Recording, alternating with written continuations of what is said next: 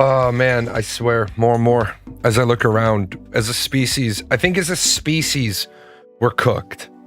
And it's really sad because the more I make content, the more I realize how dumb people are. And I'm not trying to be like mean, I'm not trying to be disrespectful, but there's an awful, like, I understand the idea, the concept that everybody has the right to have an opinion. What's up, Darbtails? I 100% agree with the idea that everyone has the right to an opinion. But I also was raised, okay? I was raised, I was brought up, I was educated in better than, I guess, average schools where we were told to have integrity. And integrity isn't just like people. I hated the Air Force. This was one of the things I absolutely hated about the Air Force. Air Force's first core value is 2 words: integrity first. But most people don't know what integrity actually is. A lot of people know the idea of integrity and they say, oh, I know what integrity is. Integrity is doing the right thing even when nobody's looking. Yeah, that's part of integrity, but it's the smaller part, right? It's the smaller part. Hold on, I gotta respond to something. Because people are dumb.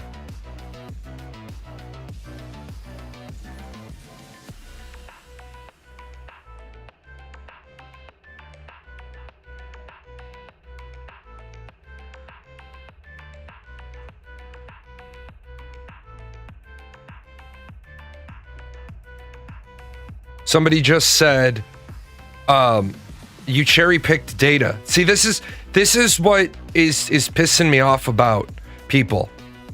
It pisses me off that people are stupid, right? Person said, I'm just going to show you a clip, a snippet. Person says, hundreds of thousands of people dying in the streets isn't an imminent threat to you. Let's deal with facts, not fiction. In 2023, 72,000 people died of fentanyl overdoses. In 2024, 48,000 people died of fentanyl overdoses. Trump didn't become president until 2025, so the Biden administration was already doing something right that made a huge chunk out of fentanyl deaths.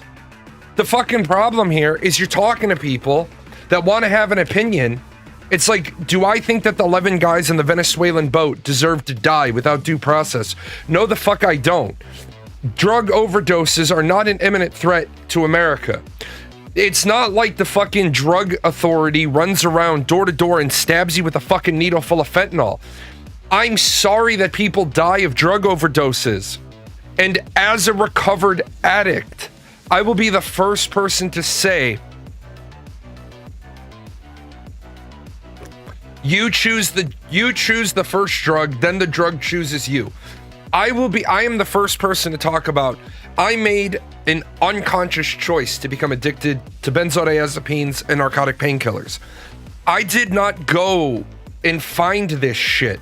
This shit was prescribed to me, and I'm an addict. I have an addictive personality. There is nothing I can do to change that. The only thing I can do to battle it is I don't take benzodiazepines. I flipped the fuck out at the hospital. And because I flipped the fuck out, I mean, I was delusional. I was dehydrated to a level of delusion. And then they gave me Ativan. They gave me IV Ativan. And I was angry that they'd given me IV Ativan. Because I'm a recovered benzodiazepine addict. Now, the nice part is IV Ativan is a little bit different than the pill form. And I was also in the hospital for 3 days after it. So part of the jonesing, part of the craving got crushed by just being in the hospital for 3 more days. I get it. Drug addiction sucks. But 11 guys on a boat got fucking blown up by the US Navy. And if you don't see that shit is wrong, drug runners are not an imminent threat to the United States. The word imminent has legal connotation to it. Okay? If I have a gun in my waistband, the cop can't shoot me. We can disagree whether or not that's right or wrong, but as it is right now, I have a gun in my waistband. The cop cannot shoot me. My hands are empty. I am not an imminent threat. I'm a threat, but I'm not an imminent threat.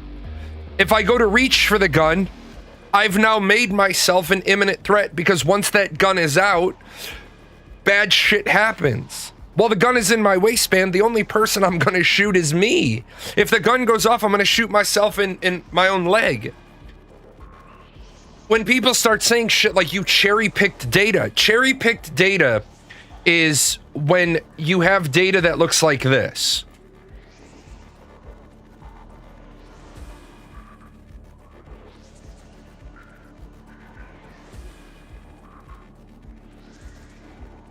Cherry-picking data is when I go backwards and I choose to talk about 2022 and 2021 and ignore the fact that the numbers in 24 and 23 are way higher. If I use the last 2 years of data, that's not cherry-picking data. The phrase hundreds of thousands versus tens of thousands. We need to start slapping the fuck out of people who are dumb. This number, okay, 163,000 is not hundreds of thousands. This number is still tens of thousands. If you don't understand how fucking words work, the rest of the world does not owe you a fucking courtesy because you don't know how the fuck words work. Hundreds of thousands begins at this number. Even this number right here is not hundreds of thousands. It's tens of thousands. It's 19 tens of thousands. Millions, right? A million plus begins at a million. But did people only die in those 2 years? But it doesn't fucking matter. See, the problem is it doesn't fucking matter, because when you say hundreds of thousands of people dying in the streets, that's a year-to-year number. That is a year-to-year argument. Okay, that's a year-to-year argument. If your argument is, if you're going to make the argument, then you have to frame it and say, in the last 10 years, hundreds of thousands. If you don't frame it, you leave it open to interpretation. And when the data reflects 25,000 reduction year to year, you're not making a good argument. And I'm not going to fucking play. Yeah, hundreds of millions have died in wars. Yes. Good statement. Hundreds of millions died in the Civil War. No, because not even 1 million died in the American Civil War. And if you don't have the fucking wherewithal to know how to frame an argument, you're too fucking dumb to be in the argument. And I don't know why people can't grasp that. Like Eminem said, here's a pencil, go home and write some shit and make it suspenseful. And don't come back until something dope hits you. Fuck it. You can take the mic home with you. If you want to make an argument, fucking articulate an argument. That's why our species is cooked. We're fucking cooked. Because I'm expected as an intellectual to not bitch slap the fucking ugly off people who don't know what they're talking about. Look, are fentanyl deaths a problem? Sure, fentanyl deaths are a problem. But the moment you say 48,000, what was it, 48,000? 48,000. Why the fuck would I think your fentanyl death is a mass problem when other causes of death in America are above that? Obesity, heart attacks, high cholesterol, lack of availability to fucking medicine. If you're going to talk about imminent threats, am I likely to die? Me, a person, am I likely to die of a fentanyl fucking overdose today? No. So it's not a fucking imminent threat to Americans. It's an imminent threat to junkies. It's an imminent threat to drug users. What would be a better way? Blow up every fucking boat carrying fentanyl? Or reopen mental health facilities so that addicts and crazies and people that need mental health and people that should have never been on the street and people with untreated schizophrenia, like the guy that killed that Ukrainian refugee, that all the people, the 14 judges, prosecutors, everybody ever involved in getting that guy out of jail or letting that guy out of jail should all be taken to the center square and fucking shot. Put the fucking people that need mental health treatment in fucking facilities designed to give them mental health treatment.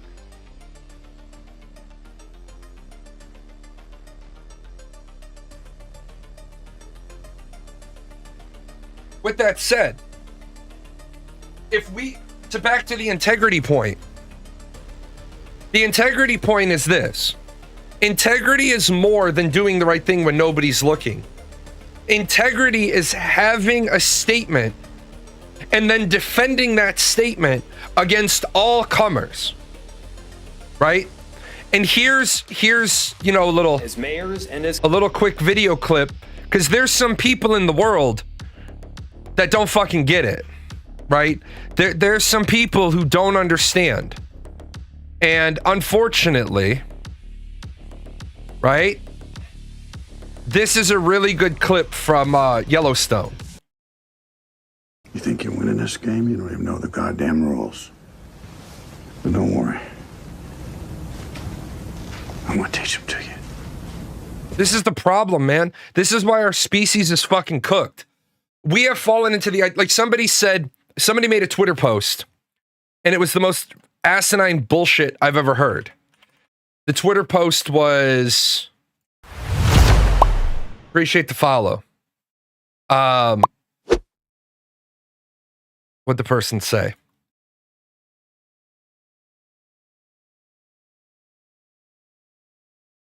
This is what was said. You white men see a lady alone on a transit, sit near them, look after them, be a man. You know what the fucking problem with that statement is? Here's the fucking problem. You might want to go back and get approval from the political powers that be. It has become nearly impossible to know how to act in any social situation. Be a gentleman, get yelled at. Do nothing, get yelled at. Have an opinion, get told you're wrong, and then get yelled at. Here's the thing. I am the fucking person who will talk back. Because I don't give a shit. I don't fucking care. You're not gonna hurt my feelings.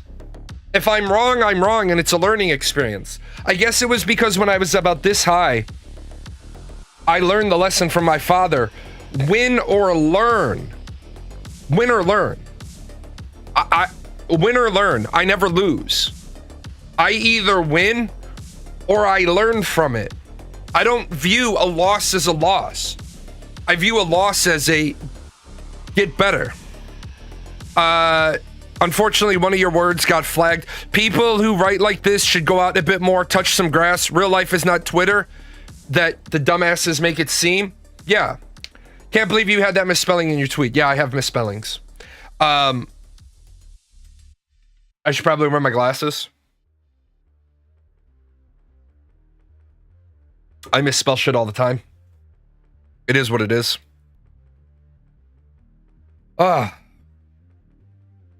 Yeah, I have misspellings in all the time, man. I need to slow down. I had a bunch of shit to get done today. But no, as a species, we're fucking cooked. Like, I put a video out talking about reading tests. And somebody said there's a difference between reading and reading comprehension.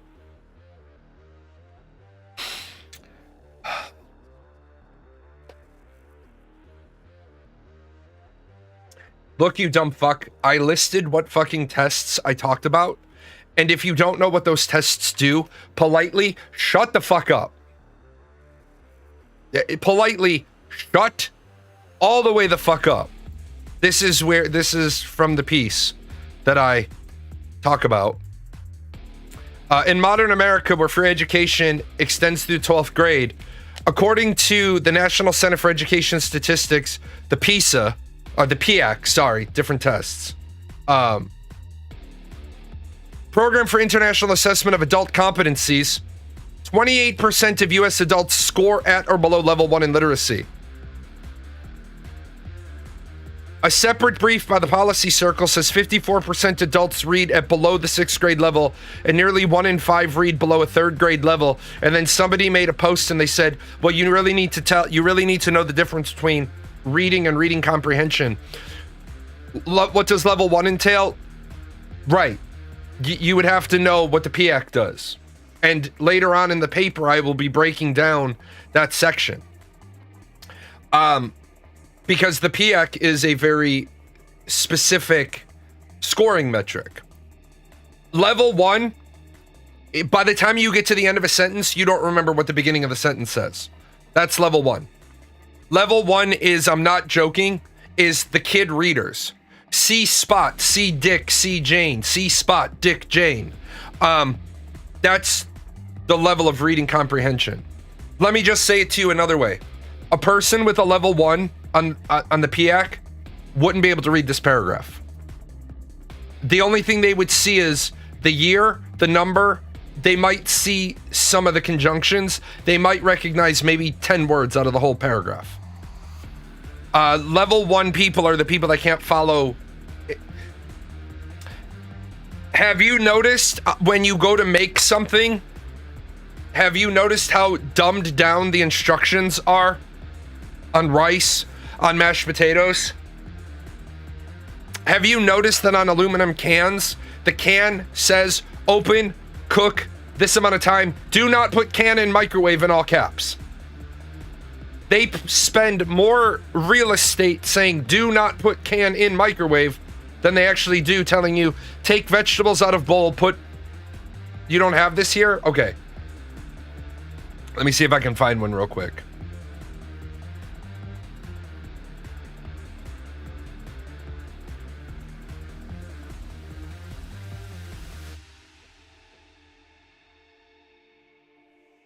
I'd have to run. I don't even think I have one.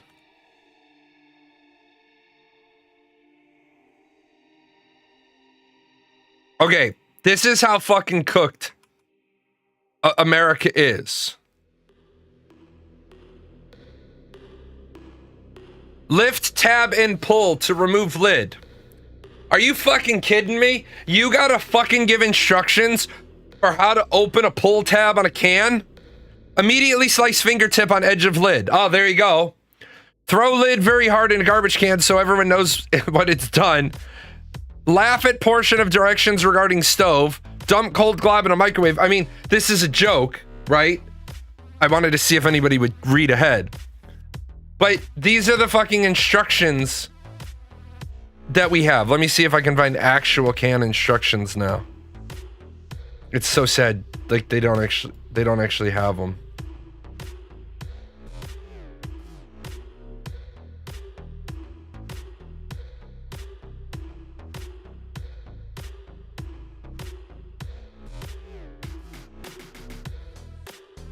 Will this one work? Oh yeah, here you go. Here you go.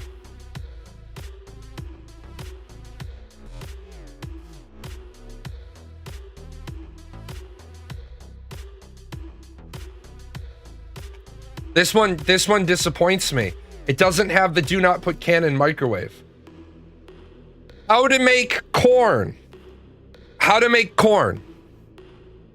Empty contents into saucepan, heat on medium-high for approximately 5 minutes. Stir, drain, season to taste, and serve. Empty content to microwave-safe dish, cover and heat on high for 1 to 2 minutes. Stir, drain, season to taste. Can I just be honest? We're living in a fucking world where people have to be told how to fucking make, like, are you serious? You need the fucking instructions for how to make canned vegetables? Is that where the fuck we've gotten to? Salty Bread talked about instructions on European stuff. They have the fucking instructions for how to make the whole ass meal. We have that a little bit in America, but nobody reads that shit. We put it on the inside of the wrapper. But no, we're fucking cooked as a society, man. Because people want to have their dumb shit opinions.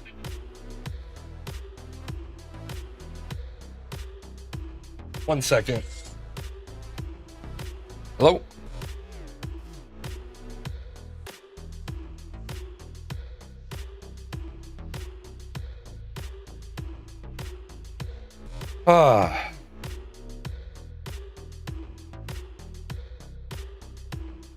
I don't know why I've become the central repository for everybody in my family. Everybody, is this who? No. I pretend I don't know anybody. I pretend I know nobody. I pretend I don't even know myself. Is this Shalon? Nope. Because I wasn't expecting your call. That's why I love caller ID. But no, let's talk about this bullshit. Let's just talk about the real shit of what's wrong with our society. Suspect in fatal train stabbing is charged with a federal crime. There are actually people coming out in defense of this guy, in defense of this fucking lunatic, that he shouldn't get the death penalty.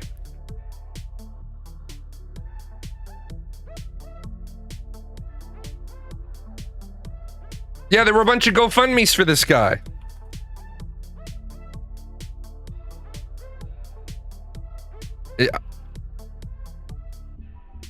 How the fuck? This guy has been charged and released 14 times.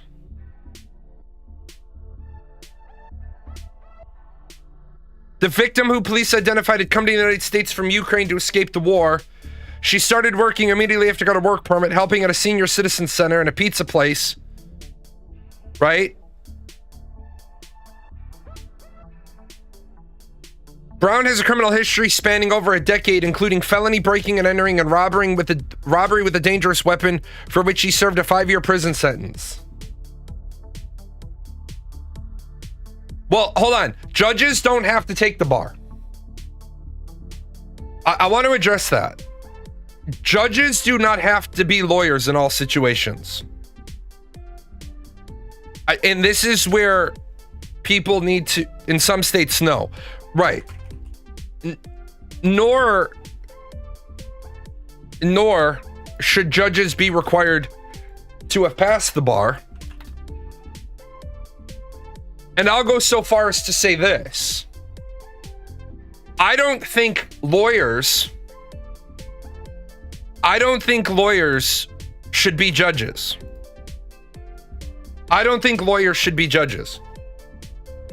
I think judge should be a completely different course of training, because lawyers are adversarial.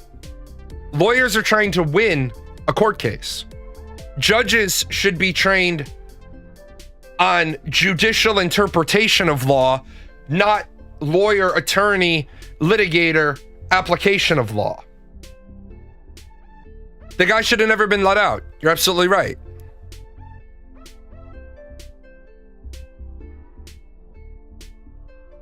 Do I blame the zoo or the lion if the lion escapes and kills people?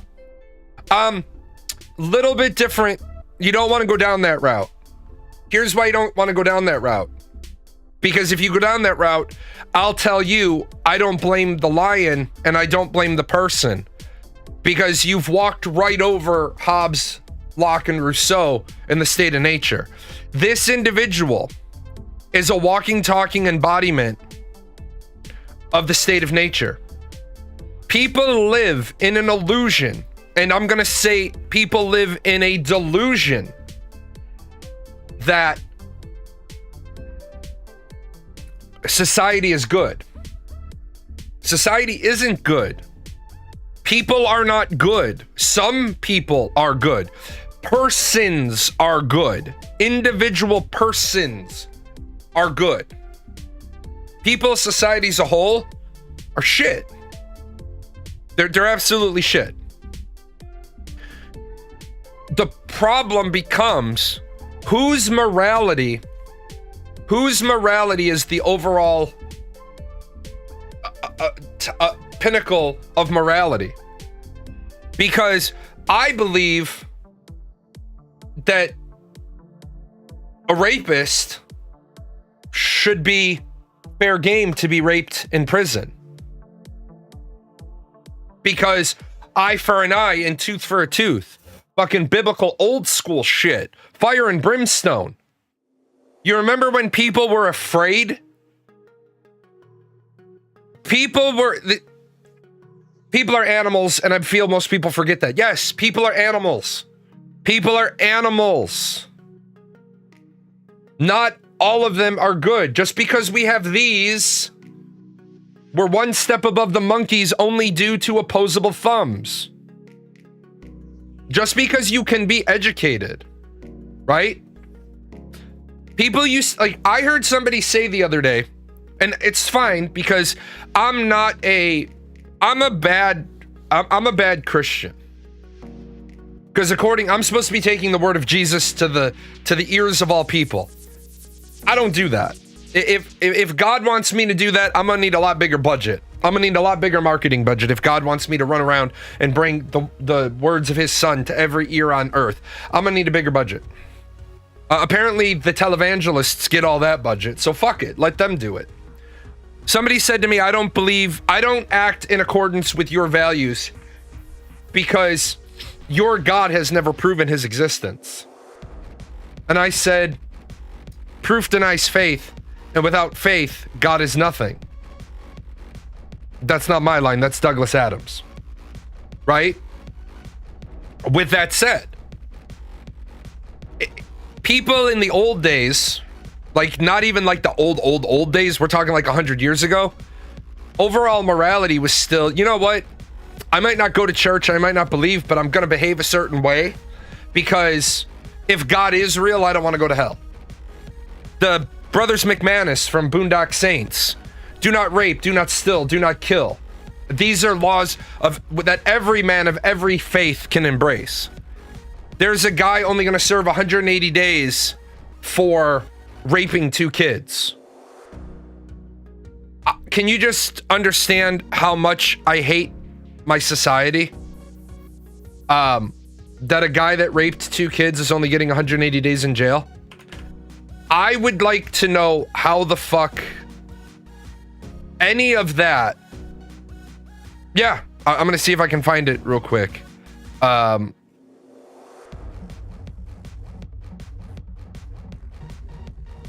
Yeah, he might not come out of jail though. Little prison justice. Little prison justice might be happening. Yeah.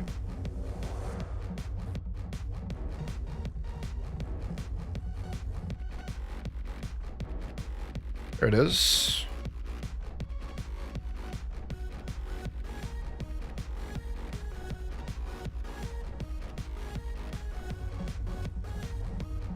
Rochester man gets 180 days in jail for raping 2 girls under the age of 9.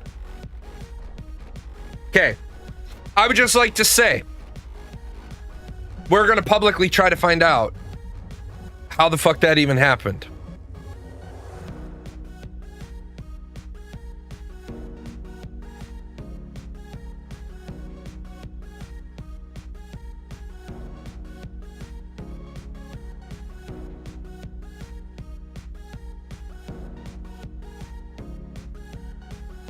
I'm gonna try to find out real quick. And he doesn't have to register as a sex offender.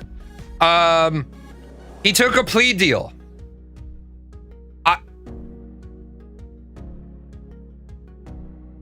He took a plea deal.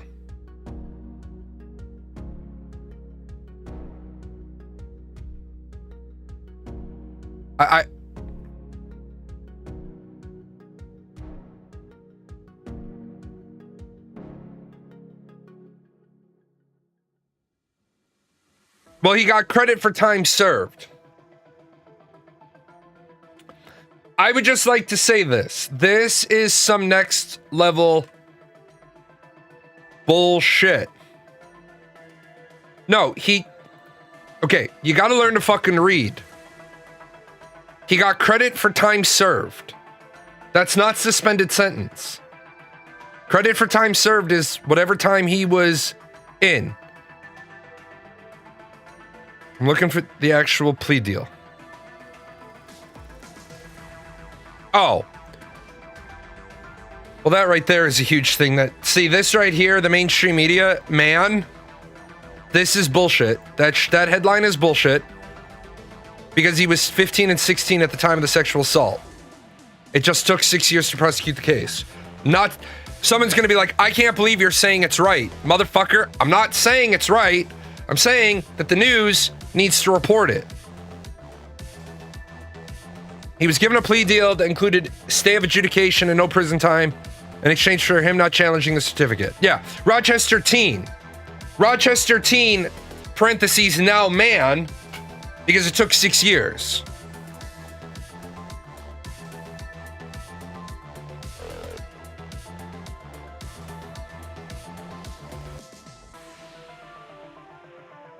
I see, this is why I hate the fucking news, man. The news is all about, but I just want the fucking, I want the details. I want the details of the fucking plea deal. That's all I want. It's like we make everything so impossible. Yeah, 30 years of probation. Can I just say that 30 years of probation is absolutely fucked? First of all, unless the judge realized they were never going to win the case, the only saving grace of this that I can see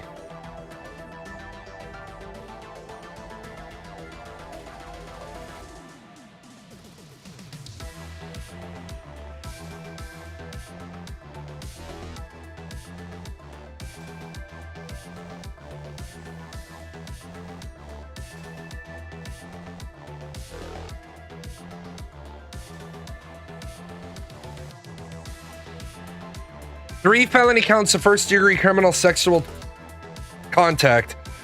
He took an Alford plea. Got it. He took an Alford plea, which means he pleads no contest. He says, well, let me back that up. I don't want to say an Alford plea is no contest, because no contest is no contest. An Alford plea is, I'm not admitting guilty, but I recognize that you have enough evidence to get a guilty conviction. That is different than no contest. That is different that, so he took an Alford plea. 180 days of jail, 30 years of probation, sex offender treatment, 200 hours of community service, and potential dismissal of charges if probation is complete.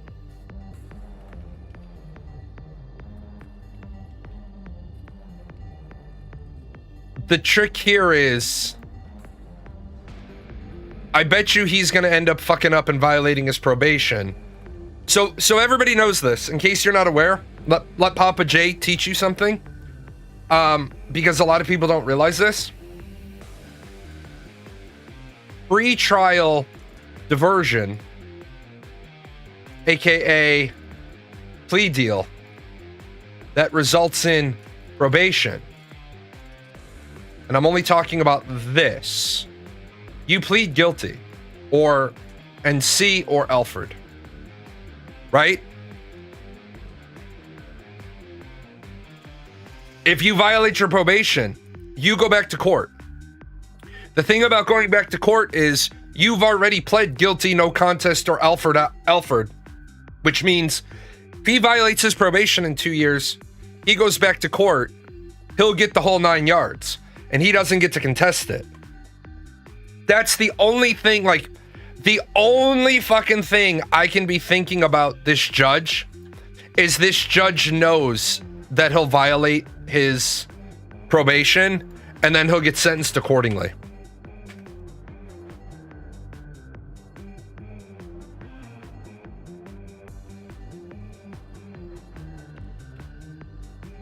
But this is how, yeah, you don't go back to trial, you go back to sentencing. Right.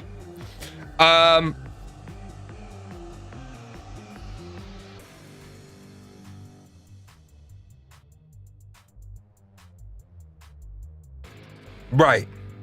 So he would be sentenced under felony first-degree sexual conduct, which would be 20 to 30 years in prison. So, and he would face all 3 counts. Yeah, and that's, Grumpy Old Man brings up the exact problem with this. Yeah, so next time he will rot in jail when somebody else's child gets assaulted. See, this is where society is cooked. This is where life is cooked. We have reached what I believe is the PNR. We have reached what I believe is the point of no return. And the point of no return, no, pleading guilty isn't a hell of a process. There's not a bunch of things that have to be read verbatim. There's absolutely not. In fact, I can tell you right now, most of the time, 99% of the times, the defense attorney waives the reading, because the more you make the judge sit there and read all that shit, you're hoping at the end the judge is still in a good mood.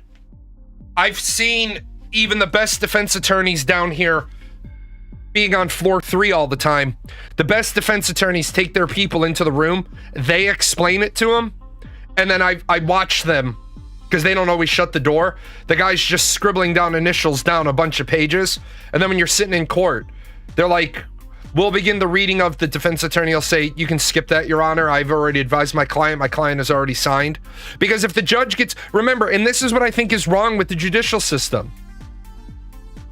If the judge is having a shitty day, the judge has a range. See, I think we need to get rid of all the ranges.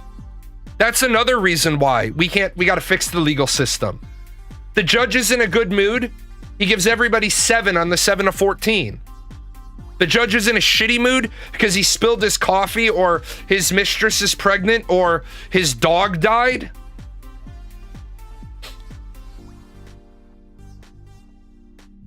He's giving everybody 14 today. And I watched a judge have a shitty day. Pleas are done between the DA and the lawyer. The defendant is notified of the details. The defendant decides if he's going to accept them or not. And there are judges, which, just so you're aware, the other part that can fuck you is that you plead guilty as part of the plea. And then you immediately move to sentencing. The district attorney presents what the sentence, the defense is there. The judge can say, hell no. But some federal rulings have said plea bargains now have to go to the judge in toto, which means the judge has to know what deal has been offered to the defendant before he accepts the defendant's guilty, because technically you've already pled guilty. So yeah, the judge has to go through the 5 sections. The judge has to go through, you understand, and you don't ever waive your right to appeal. You can always appeal a guilty plea. You can always appeal it. You don't sacrifice your right to appeal just because you plead guilty. Because if you find out new evidence, now this is where the no contest and the Alford plea are better. Because if you plead no contest, you're saying, I'm just not contesting the state. And if you find out more evidence later on down the road, you file an appeal and you say, like, say they didn't turn over exculpatory evidence. They didn't interview somebody. You find that out. Now you can appeal. What you can't appeal is anything you agreed to in sentencing. You can't decide. Like, one of my guys got pissed because he agreed to do the 52 weeks of DV. And then he, on his first day of class, all the other new guys were like, yeah, I have 26 weeks. Yeah, I have 32 weeks. And this guy was getting pissed. He's like, I got 52 weeks. He's like, what the fuck? I said, that's what you agreed to. He's like, I'm going to go talk to my lawyer. And that's the part. For what? He's like, I'm going to appeal this shit. You can't appeal your sentencing. You agreed to it. I don't remember the details, but we used to have 3 strikes law, which tied judges' hands because there was mandatory sentencing. I think the law has been watered down now. No, 3 strikes has always been by state. 3 strikes is a terrible fucking idea, though. Because what is the point of having an adjudicator if the adjudicator suddenly gets their hands bound? And what I'll give you is, I'll give you a dumb shit situation.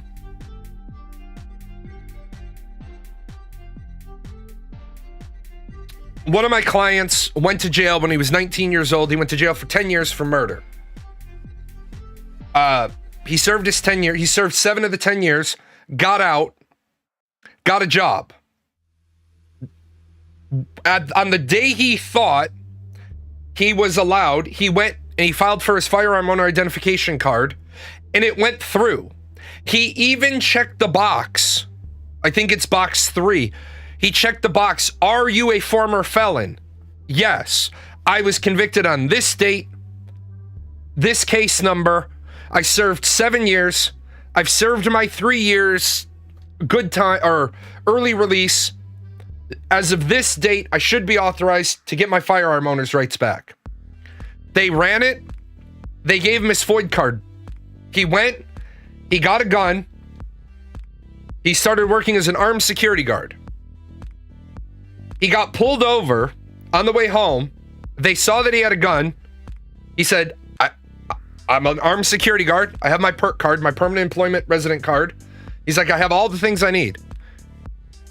Nobody had ever updated the system.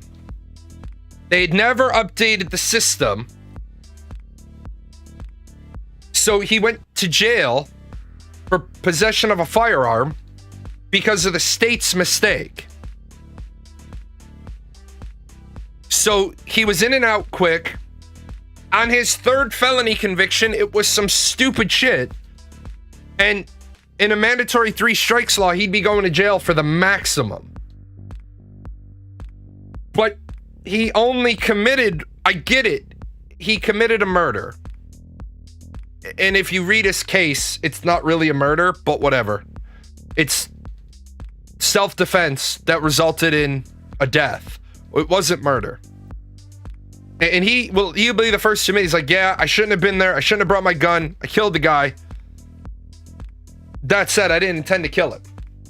Well, there you go. 3 strikes laws are bullshit because, and a lot of people will be like, well, if they weren't criminals, they wouldn't be in court 3 times. It's a great opinion until it's your kid, your brother, your spouse that gets caught up in some shit. Now you're looking at it like, well, fuck, that was bullshit. If they were sentenced appropriately to begin with, the population wouldn't have pressed 3 strikes. I agree with you. But here's the other problem. Where do we put them? The population is already taxed to no end. We need more money to build more jails. Yeah, 3 strikes in California was racist as fuck. Because you're over-policing certain neighborhoods. And despite what Charlie Kirk would like to say, yes, when you over-police a neighborhood, and that neighborhood is full of poor minorities, you are disproportionately policing that neighborhood. I'm not saying there's not reasons why you're doing it. For example, why do the fat people in the military have to go to extra PT? Because they're fat. Why do the people who fail their PT test have to go to extra PT? Because they failed their PT test. I don't make everybody go to PT, extra PT, because they passed their fucking test.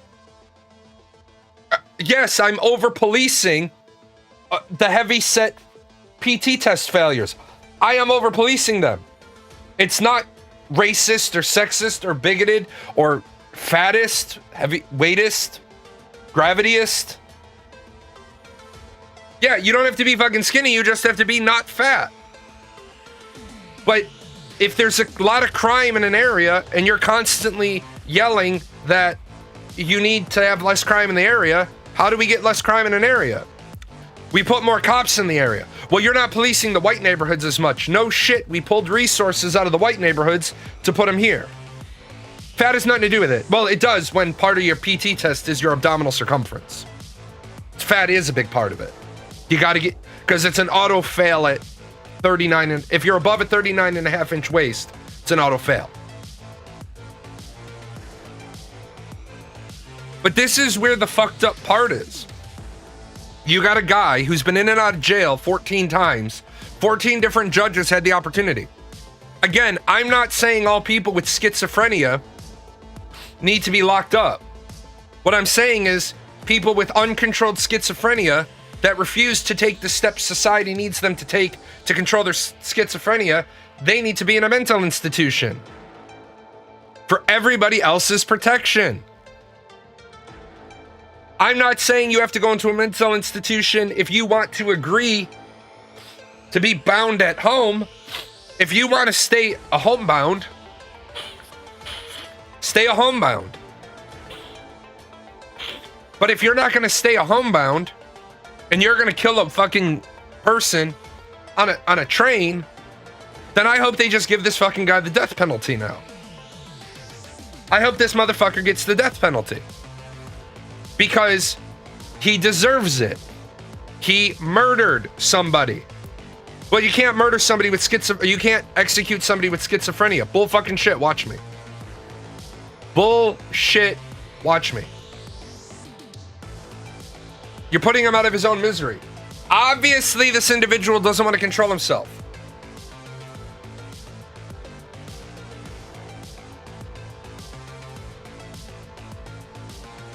Yeah, the people with 4 chins, like the one kid that got in trouble during a briefing with a general. The general was talking about this new Fit to Fight program, and everybody was going to have to get involved. And if anybody has any suggestions, what do you suggest? And this young airman puts his hand up and he said, "Sir, if 39.5 inch waist automatically gets you a failure on the PT, why do we sell pants up to size 44 in clothing sales?" And I thought, holy shit, fucking somebody make him a goddamn general. Look at that fucking guy go. He got an LOC for asking a question because it was deemed disrespectful. Does anybody want to guess what fucking pant size the general wore?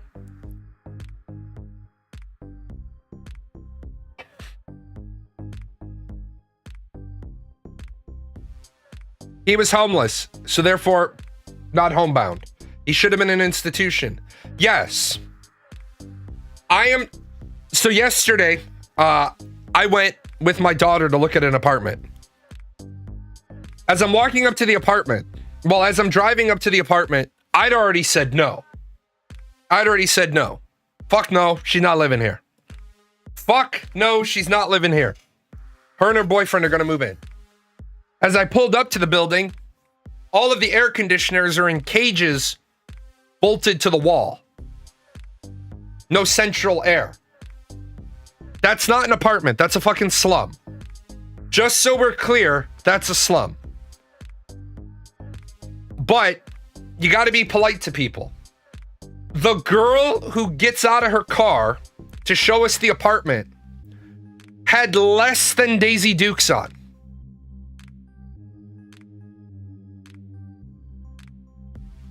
She had less than Daisy Dukes on. She's walking in front of me. First thing, we get to the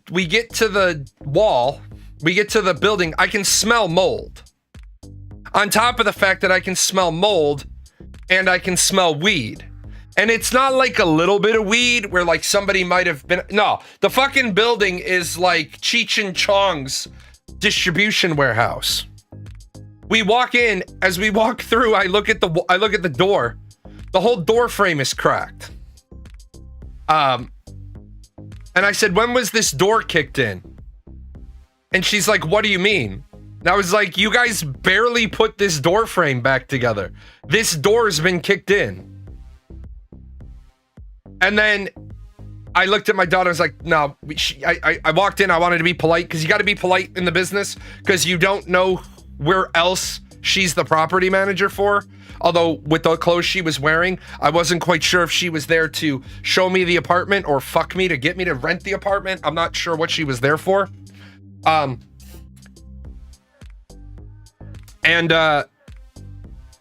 we left. Do a better job of caulking. Dude, grumpy old man, when I say this, I'm not joking in the slightest. So here's the inside of the door frame, right? And so here's the latch plate.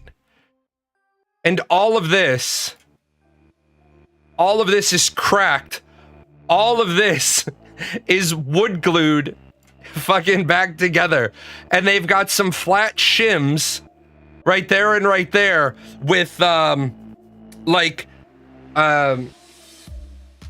tacking nails holding two shims to hold the piece. And I was like, no, you're not living here. I'd rather give my kid $200 or $300 a month out of pocket to put her somewhere safe than have her move to that fucking shithole. So essentially a door could be kicked in the way cops do it on TV. Yeah. Yes. And so when I brought it up to her, she's like, oh, we're currently in the process. And she said the most racist. Now keep in mind, my daughter, that particular daughter, Melly Umpkin, is Mexican as fuck. She got all the Mexican. She got all of it. Because my wife's Mexican. She got all, like the genes are like all the Mexican genes. The other kids are fucking Irish. Fucking, yep, that kid's Irish. So I'm like, but the lady, the girl in the Daisy Dukes was like, well, we're going through the process of cleaning this place up, if you know what I mean. My daughter's jaw dropped. My daughter's Mexican. Her boyfriend is black. I'm like, no, we're done. No, we're fucking done. And then I actually said to her, I looked at her and I was like, $775 a month for a 1-bedroom in this part of town?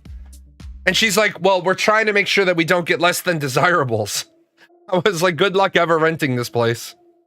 Good fucking luck. I want to apologize to some of you, not all of you, some of you. I've been a recluse for 7 years. 8 years. I didn't realize how fucked up society had gotten.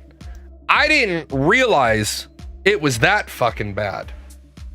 Like, I was just driving around places I haven't driven around. Like, this isn't like in a bad part of town. Well, it is now. That place 7 years ago, before I, retreated to my house, it was a nice part of town. It wasn't the nicest.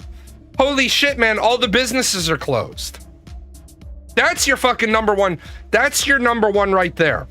Whenever you're looking for an apartment, where's the closest gas station? Where's the closest 3 fast food places?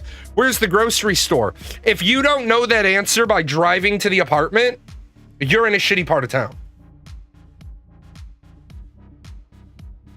You are in a shitty part of town. So yeah, so now we got this fucking guy. We're gonna be dealing with this shit, right? Murder suspect's own mother reacts to atrocious fatal stabbing. Psycho Charlotte train suspect reveals motive for slaughtering. DeCarlos Brown Jr. reveals reasons for stabbing. Let me see.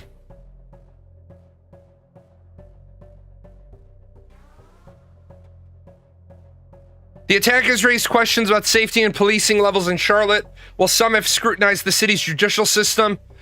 As Brown, who was known to police as having schizophrenia and having previous arrests and convictions spanning over a decade, has been released after an arrest in January, or had been. Can I just say this? If I have to choose between one of these two people to have in my society, I want the blonde chick.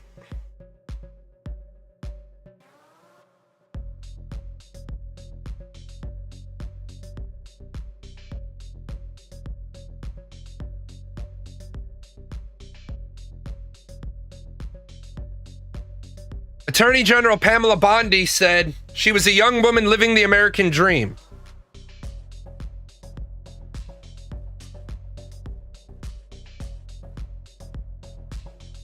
What the fuck?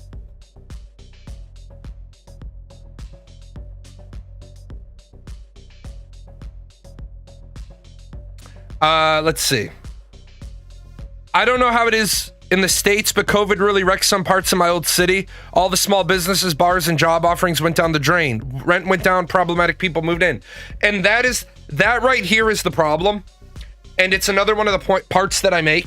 Like, look, I understand that you might have bitches. You might have gripes. You might have concerns. But as I always try to say, if you don't understand the problem, don't try to be like a fucking expert on the problem. But you right there have literally just done more than what most people do. All the small businesses and job offerings went down. So rent went down. Because at the end of the day, having been a landlord, now, I was never a landlord that required the rent to pay the mortgage. I always had enough extra money that, yes, I'm not gonna bullshit you. Yes, my renters cleared the mortgages for me. But I was like, somebody just said, if they're like middle class people owning 2 houses. Hey, dumb fuck, if one of these 2 statements isn't correct. Middle class family owns 2 houses. And they went on to write this whole article, and I just challenged them. I said, I'm going to stop you right at the headline. Either you own 2 houses, or you are middle class. By very definition, you cannot be middle class if you own 2 houses, unless you own 2 crack shacks. Because the number to get you out of middle class, depending, is 400,000 to 700,000. If you have 2 houses and you have a mortgage on both of them, you're not a landlord, you're a dumb fuck. As I've said, and I'm not against people becoming landlords, because the world needs landlords. This is your house. This is your slice of the American dream. Until this is owned, and I don't mean a mortgage, until this is owned, you have zero business having rental properties. Because you are one bad fucking month with your tenant from losing both your house and your rental. The moment you own this, the moment this is free and clear, then you get your first rental. And then the rent goes in to that. And what you would be putting on your mortgage goes into that. Because the goal here is to get that one free and clear. After that, you can either be safe or you can be aggressive. After you own the first two, what would have gone into your mortgage goes into that. What would have gone into the rent that would have gone onto the mortgage on the white one is gone. And then all of the rent for this one, you can either do that or you can instead get two houses, your mortgage and their rent goes onto this. And then at that point, you put a big block around your money. At that point, you now enjoy what would have been your mortgage, and you decide, do I have enough equity? Do I have enough assets that I want all this other money to flow back to me? Or do I want to keep expanding? But if you're a dumb shit and you still have a mortgage, right? And you still have a mortgage and you have a rental, you're fucking just 1 or 2 months of losing. If you have a fucking squatter, somebody you can't evict, unless you have enough fucking disposable to cover both mortgages, you're upside down. Then people will say, well, you don't know what you're talking about because I went to this seminar. How much you pay for the seminar? $2,500, sucker. Sucker! I was thinking, what about all the bystanders who didn't get involved? Well, Wolf Agar, I'll give you a great reason. I will tell you really simply why a person like me wouldn't get involved. My getting involved would be calling 911. Because you want to tell me as a law-abiding citizen that that's a crime. If I don't have this on me, I sure as fucking not about to mix it up with a guy with a knife. This isn't even my preferred item, but a karambit is against the law. So you want me to intervene, save a life, where I don't have any knife, and if I do happen to have a pocket knife, I don't have my preferred pocket knife. That's what you want. Like, not to be funny about it, but I want to be able to Crocodile Dundee shit that up. Be like, that's not a knife. This is a knife. Put yours away. Get off the fucking bus. And then what Grumpy Old Man said, if I end up having to kill you to save her, why the fuck do I, like, if my judicial system wasn't as fucked as it is? The guy stabbed her and walked away, and while he wasn't near her, they didn't even try to, because, Wolf Agar, we have fucking laws in this country, and I don't know that locations. I can be held liable, me, not the average person, because I'm trained. My dress uniform has a medical cross on it. Because I'm trained to a higher level than a normal person, even though I haven't been medical in 16 years, if I fuck up while rendering aid, I'll be held liable because they'll say you were trained, and I'll be like, motherfucker, I was trained by the Air Force in 2023. Yeah, let's talk about how he was on there to begin with because he didn't pay for a ticket. Let's talk about how cooked our society is. If you want, and I said this, and if you guys remember, I talked about the fucking Metro link where I'm at. If you want to have a nice Metro link, you have got to put cops on the fucking train. That is the only way to keep public transit nice. That is the only way that you can keep public transit nice. You know what you do? You arrest a bunch of motherfuckers consistently every time, as close to 100% enforcement as you can, and then all the shitbirds don't come to the public transit. People are making a big deal about how they're putting fencing up around underpasses so the homeless can't go there. And there are people bitching about the fences around the underpasses. How about instead of you complaining about your government trying to do something to fix a fucking problem, why don't you fucking just go work at your local shelter? Why don't you help the fucking homeless people instead of being mad that the homeless people have nowhere to go, that they shouldn't go in the first place? All these fucking people, this shit is why I'm Jalan and why I'm never going to be popular. Because the shit I say, you're either all thinking and you agree with me or you find me offensive. Fucking homeless, unfriendly architecture. Homeless, unfriendly benches. Yes, motherfucker, we need homeless, unfriendly benches. Because the homeless need to be driven to where the fuck the shelters are. Yes, I want the fucking benches in the park to not be suitable for people to sleep on. Yeah, it's easier to take 1 minute to bitch than spend an hour to volunteer. Jay, why don't you help? Why don't you volunteer? Because people frustrate the fuck out of me. Don't think I've ever seen police on public transit, but also we don't get punished for helping someone in need. We do. We're not supposed to, but remember, you can sue anybody for anything. I stopped for an accident once, and when the paramedics showed up, I stepped out of the way, and as I started to walk away, the police officer's like, I need your name. No, the fuck you don't.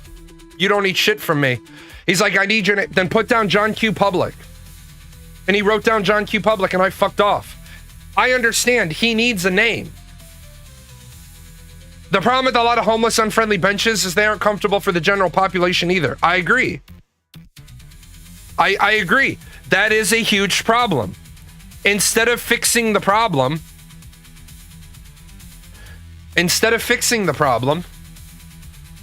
we don't fix the problem and we make a second problem. Read an article about some American moving to Sweden and trying to do a bunch of frivolous lawsuits. He got laughed out of court. Yeah. In America, you could sue anybody for anything.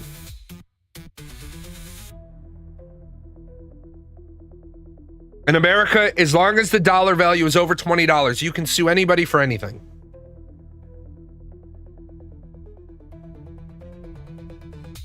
I don't think defensive architecture can't be the only answer. A big city over here is famous for basically making a fortress out of every bench, but at the same time, they don't offer more shelters. It's just get them out of sight. That's the problem. That's the problem. When I showed the video clip where the girl who works in the library said, we need to have lockers at the library, but if we do that, it creates problems at the library. No, the fuck, we don't need to have lockers at the library. And by the way, just for the record, there are different types of taxes. There's sales tax, there's property tax, there's income tax. Just because the homeless guy pays taxes on the booze he buys doesn't mean he's a taxpayer in the regards that gives him the right to go to the public library. Jay, I can't believe you said that. Yeah, I fucking said it. Because if you're homeless and you're one of the fucking crazies and you're there, that means kids are afraid, parents are afraid to go and utilize the library. I want to take care of the homeless guy. The other problem is a lot of the homeless guys don't want to be taken care of. A lot of the homeless women don't want to be taken care of. There's good shelters, there's bad shelters. I get it. We suck as a society. We suck, absolutely. A lot are mentally ill. Yes, a lot are. A lot are mentally ill. And you know what really sickens me is our political leadership. If you provide lockers, if someone hasn't returned their key at the end of the day, are you allowed to open the locker and take possession of it? Yes.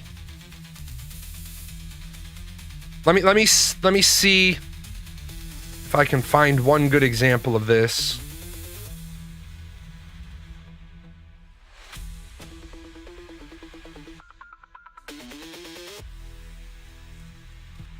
An innocent young woman was brutally murdered in cold blood in Charlotte by a man with 14 prior arrests. This never should have happened. Because of the Democrats' soft on crime policies, another young person is dead. You are literally the Speaker of the fucking House. Instead of whining on social media, do something about it. You are literally third in the line of succession to be the president, you whiny little bitch.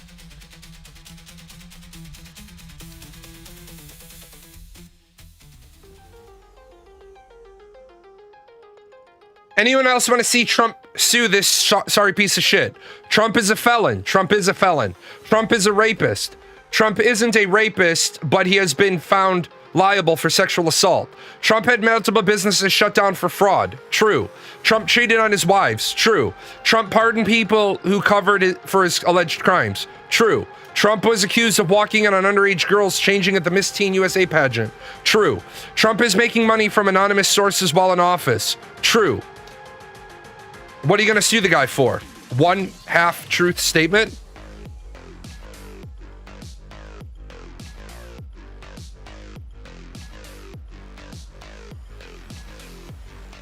Chicago doesn't want to see reckless, unconstitutional, militarized immigration enforcement in our city. That's a good thing that the fucking states and the cities don't have any right to do immigration. But by the way, Mayor, how's that $700 million deficit for your school district going after you gave money to individuals who weren't authorized to get it? Still failing the children of your city and then expecting the rest of the state to bail you out?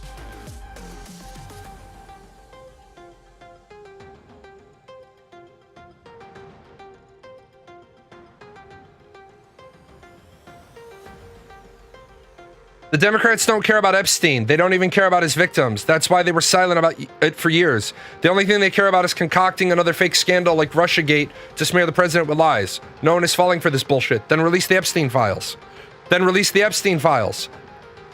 Then release the Epstein files. If there's no Republicans in the fucking Epstein files, release the Epstein files. If Bill Clinton is in the Epstein files, fuck them. Release the Epstein files. Don't you have another war crime to support?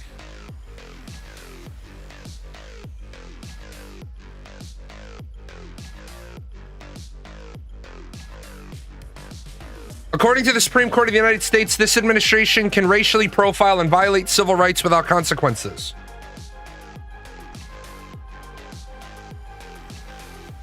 Please, Ed, have you looked at your voting record? Didn't you introduce the Grace Act to mandate a minimum refugee admission ceiling of $95,000 per fiscal year? Look, I'm sorry, but there is something to be said about the idea that if the majority, if the preponderance of your illegal immigrants are a certain ethnic persuasion, then it's not racial profiling. I am tired of people that don't understand they are getting due process. For the most part, I don't agree with the due process. It's not my job to agree or disagree. Is this right? When the question is this executed properly? Is it executed properly? Yes. Should that be the policy? Fuck no, but that's a different question. And that's the French toast, waffles, pancakes argument. So what you're saying is what ICE is doing is right. Hold on, what do you mean by right? Morally right, ethically right, or legally right? Well, all of the above. Then no, yes. Look, man, if the rules state that a final order of removal can be signed by a member of the executive branch, that was a stupid law that was passed. That needs to change. But for the time being, that's the law.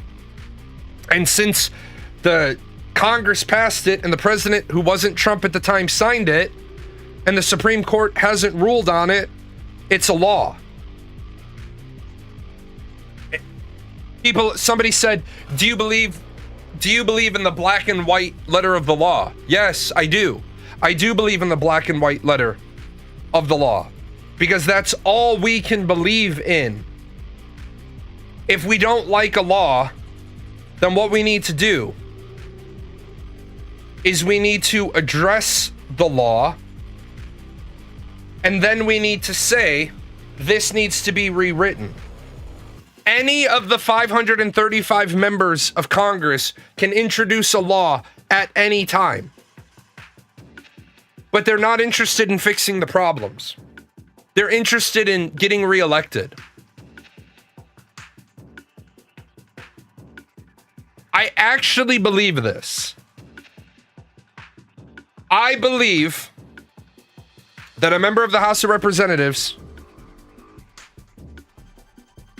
should be elected for 6 years and only be eligible for re-election once. I believe a member of the Senate should be elected for 12 years, have to have served in the House if they want to win by popular election, or if you don't have any people that have served in the House willing to serve in the Senate, then we go back to having the state legislature appoint a senator, and they can only be appointed for 12 years, and they can never be reappointed.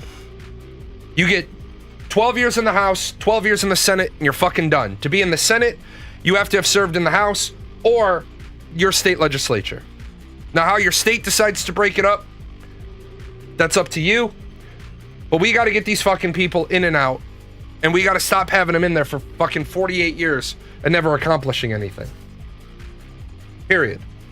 I also think we need to go back to the way that they were paid earlier on. You only get paid for the days you're at Congress, and I don't think that they should get paid until we're on a balanced budget. I think Congress should not get paid whenever we're on a continuing resolution.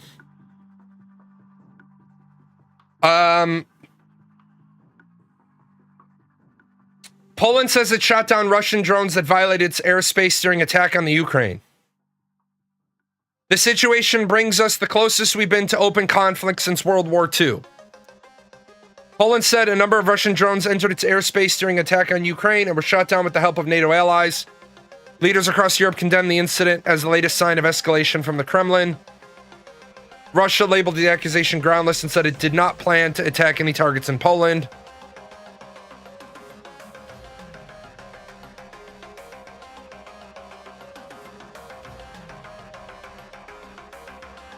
I don't think Congress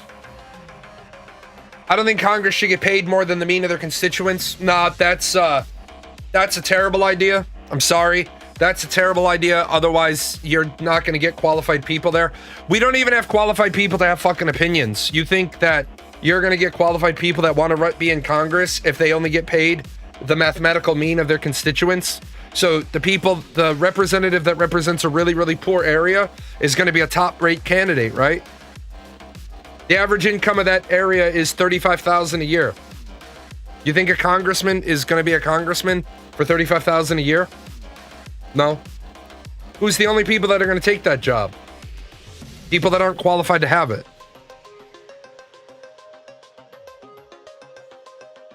Poland called on NATO's Article 4. They're going to be fucking motivated to make the... No, they're not. People need to stop that fucking bullshit. Congress has no fucking reason, rationale, or authority to raise wages.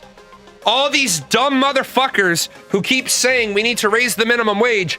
If you think raising the minimum wage, which is the only thing Congress can impact, is a good idea, no offense, you're too fucking dumb to be in the conversation. Raising wages by 13% would be way more disastrous than reducing tax liability by 13%. But all people are so dumb that they get a carrot waved in their face and they get told, I'll raise the minimum wage. The minimum wage shouldn't even exist at a federal level. It shouldn't even exist because the federal minimum wage is not applicable to anywhere that needs it. If you start telling states you have to pay, like Bernie Sanders in this fucking bullshit thing in 2020, we're going to give people unemployment equivalent to $600 a week. What the fuck did that do? It fucked up the economy. And who fucking voted for it? All the goddamn Democrat poor people. Because poor people don't understand, and I get it, poor people don't understand next week's money. They don't care about next month's money. They don't care about next year's money. They care about feeding their kids today. If we have to help people out of poverty, that does not come with raising the minimum wage. The ones who aren't working closely with their state legislatures aren't qualified. Here, I'm going to stop you right there, man. Let me stop you, and I'm about to shit in your Cheerios. Ready? You're not qualified. Show me in the fucking Constitution where it says the federal Congress works in conjunction with their state legislature. You don't even fucking understand the way the system works, but you have a fucking opinion on it. We allowed the system to change. The only part of the Constitution that ever had a link between the state legislatures and the federal is constitutional conventions and the fact that the senators used to be appointed by the state legislature. What do you mean to the effect like getting jobs planted in the area? That's not the fucking role of government. That is not the role of the fucking federal government. By the way, the Boeing plant had nothing to do with the federal government. The Boeing plant here had zero to do with the federal government. It had to do with the state doing their job. If you don't understand the difference between the role of the federal government and the role of the state government, you're not qualified to have a fucking opinion. I'm sorry. That's just the way the fuck it is. It's that fucking bullshit, which is why we're in the boat we're in the first place. Why do we have California giving more money to the federal government than they get back in aid services or contracts? Because it's fucking bullshit. Because it's that bullshit where people are looking to the government and saying, fix my life for me. You're not a fucking tree. If you don't like the amount of money, if you don't like the mean or the median average wage of the area you live in, fucking move. If you have the skill sets to command a higher salary, fucking move. But stop saying shit like the government needs to. The government needs to govern less. That's the fucking problem. I could be able to do a lot fucking more in life if my corporate taxes dropped from 21% to 11%. But dumbass motherfuckers who don't know shit about shit keep saying, let the corporations pay for it. Statistically, numerically, there are more small corporations than there are big corporations. But every time we change the fucking corporate tax rate, corporations go out of business. Well, why do these people set up corporations to begin with? To limit their liability. I don't want to fucking lose everything I've worked for on a record label. That's why it's not an LLC, and that's not why it's not a partnership. It's why it's not an S corp. It's why it is a C corporation, and everything is under that. As it grows, it grows. If it fails, it fails. Lower wages for senators and whatnot would likely lead to more corruption as they use loopholes or straight up perform criminal acts to support their upper class lifestyle. Yeah. The problem is we shouldn't have 535 congressmen. A state should have 1, 2, or 3. That's it. A state should have 1, 2, or 3 representatives. That's it. But we didn't think about that shit. And now we allowed Congress to get fucking huge. If we capped it at 1, 2, or 3, imagine how much faster shit would get done when the absolute most number of congressmen in the House would be roughly 100. Well, the way the entire thing was designed is to give, yes, I understand. But if you don't understand that the way the whole system was fucking designed was based around ensuring that slavery remained in effect, and so we can basically rewrite the whole government now because we don't have slavery. Sorry. This is why people are fucking cooked. Because people have an opinion, and the opinion can't stand up. The federal fucking Congress is only supposed to meet with their constituency for things that are at the federal level. The state level legislature are the ones that are supposed to be handling the people at home. The federal Congress, their primary responsibility is the national budget, the national defense, the appointment of the fucking, the ratification of the fucking secretaries, and all the fucking foreign policy shit. The states are supposed to take care of the people at home. We start talking about raising fucking wages. Well, we did that. We raised wages in 2020. Despite smart people saying, you know, that's a bad idea, right? Are people better off now in 2025 with $15, 18-hour, $21 minimum wages across this country? Or were they better off 5 years ago before COVID? They were better off 5 years ago. But nobody wants to hear that shit. I walk into a poor person's house. They can't make their rent. They got 4 TVs in a 4-bedroom house. The 4-bedroom house, they were living on Section 8. Why the motherfuck you have 4 TVs? Well, my kids, and shut the fuck up, your kids should be reading. People don't want to hear the hard truth.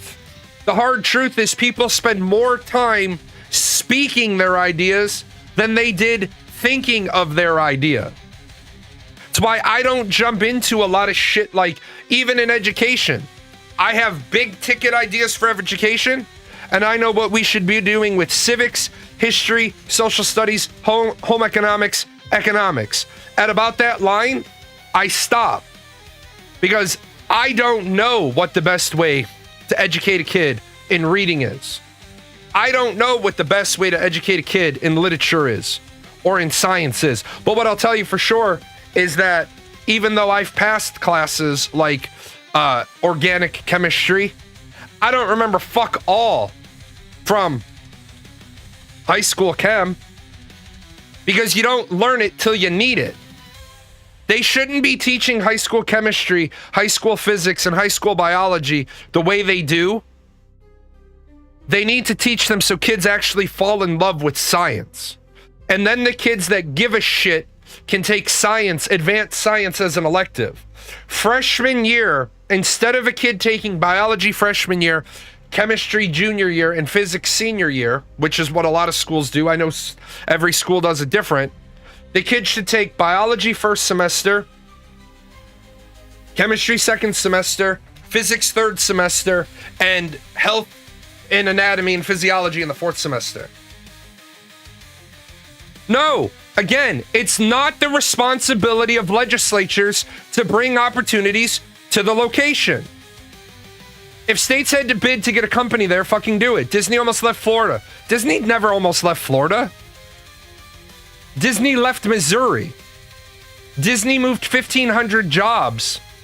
Disney's never moving the Magic Kingdom. Disney might not develop a 5th park in Florida, and they moved some animator jobs and they moved some office jobs.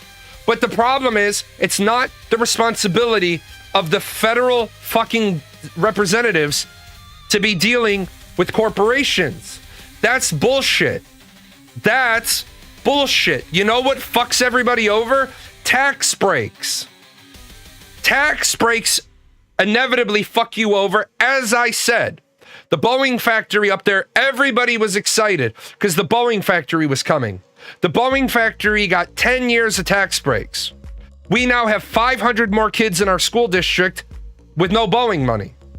Now, Boeing gave a grant to the schools, but nowhere the amount of money that they would have paid annually in those first 10 years.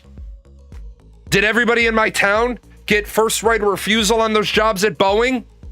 No.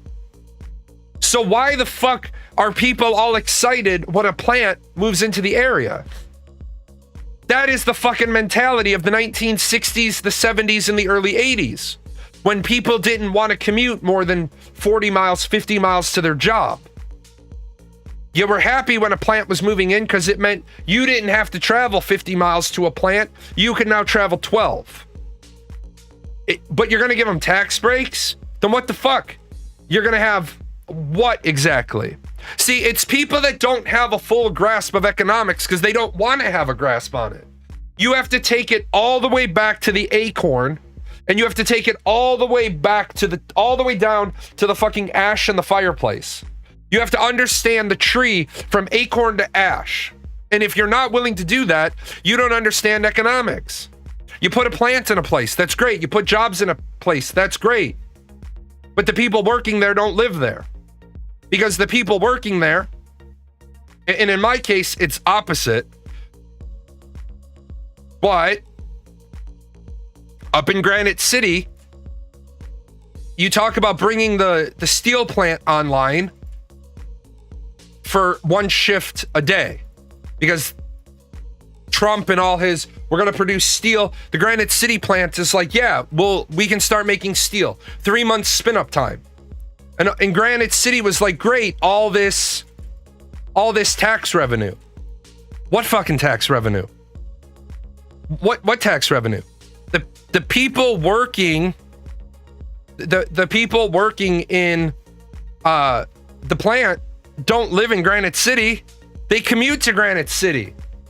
Where the plant is, the only thing that people might be stopping at is the fucking truck stop. There's nothing there to bring money in. You might, like, because of the way the steel plant works, people bring their lunch. You might maybe possibly get the guys to have a beer at the old steel plant bar if the steel plant bar that's right in the parking lot opens again.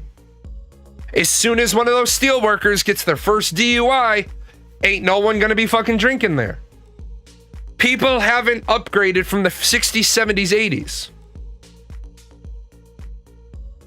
Yeah, having to keep it up 24 hours a day for an 8-hour shift is expensive. Yeah, that's why they're going to get a federal grant for payroll, but the local town isn't going to see shit. Does the Boeing plant maintain the public infrastructure that it uses in the local area? No, they don't. They don't have to. Tax money pays for the public infrastructure. So, now you see the problem. Now you see the big fucking problem. You give a company 10 years of tax breaks. In 7 years, when that plant is going to have to start thinking about paying taxes, they might think about fucking piecing out, decommissioning it, and then they're just paying pennies on the dollar for the land. As long as the land's not operational, they don't pay property taxes as if it's an operational facility. And now we're stuck looking at a fucking eyesore. That's where people have got to understand. I don't love corporations, but I don't hate them either. Taxing the billionaires, taxing the corporations is not the solution to your fucking problems. Yes, it's cheaper to build a new plant than pay taxes in many, many cases. In many, many, many, many, many, many, many, many cases.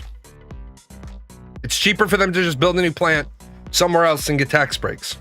And then they just move all the equipment out. And then no one will buy it. Look at all your big box stores.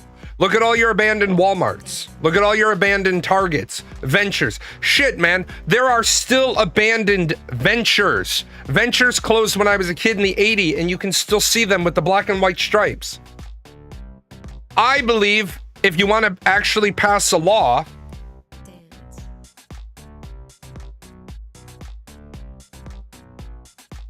taxing the corporations evenly would help. But the problem is people don't know that. We already tax the corporations pay a 21% flat tax. The corporate tax rate federally is 21%. States tax them differently because each state has its needs. Every corporation pays 21%. So we're already doing that. There are no loopholes. There are no loopholes. People got, see, in the last couple of years, I've changed my there are no loopholes. I'm tired of hearing it. There's no loopholes in corporate tax law. It's a series of if-thens. If you do this, then you can do that. That's not a loophole. Everyone pays 21%. Everyone pays 21%. That's it. You're talking about state level. No. See, that's not a loophole. That's not a fucking loophole. You can't call something a loophole. That's not a fucking loophole. It's not a loophole. The loophole is the people that negotiated the tax break didn't put into the contract. We will give you 10 years of tax incentives, but you have to project out taxes for 25 years and we'll hold in abeyance the first 10 years. If you move the plant in year 11, 12, 13, 14, 15, 16, 17, 18, 19, 20, 21, 22, 23, 24, 25, you owe us the 10 years abeyance. It's not a loophole. And people got to stop using the word loophole for shit they don't like. Look, you're going to give us 10 years of tax incentives. Yes. There's no more words? Okay, cool. If it's cheaper for us as a company in 10 years, we still have to pay 21% federally. If you're too fucking dumb, like everybody down here was all like, we're going to get the Boeing plant. We're going to get the Boeing plant. Then who cares? Let me know in 11 years when they start paying taxes. Until then, fuck it. And that's the problem. Everybody gets caught up on this vernacular. Everybody gets caught up on a rhetoric of corporations are using tax loopholes. They're not fucking loopholes. They're called the fucking law. If you want to fucking get corporations to pay more in tax, first of all, balance the fucking budget. I, as a person, would have no problem paying more in taxes if my fucking tax money was doing anything to benefit society. Right now, until September 30th, 13 cents out of every dollar goes to paying the interest on the national debt. And on the 1st of September, I have to see how that plays out after this continuing resolution, but it's projected to go up to 18 to 19 and a half cents. I want everyone to hear that fucking number. At the end of this month, 5% more of your tax money. Yeah, 1 October. 5% more of your tax money.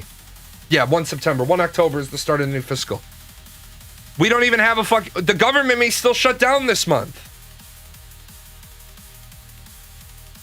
And therein lies the problem. You want to talk about taxing the rich more, taxing corporations more. Why? Why? What does it solve?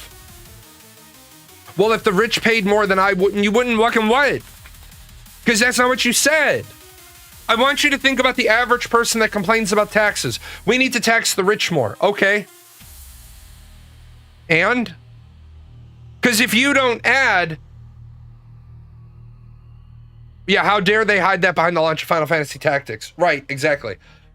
If you don't include the other half of that sentence, we need to shift the tax burden off of those living in poverty, and we need to place it on those that are on the top 10% of wealth. If you don't include taking the tax off, then you get a government that continues to overspend by a third.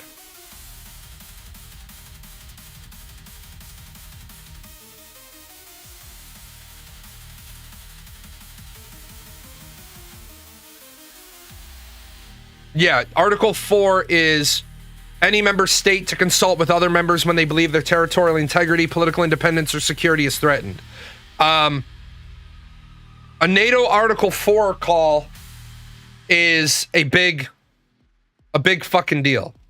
It's a big fucking deal. I don't know why Putin is doing this.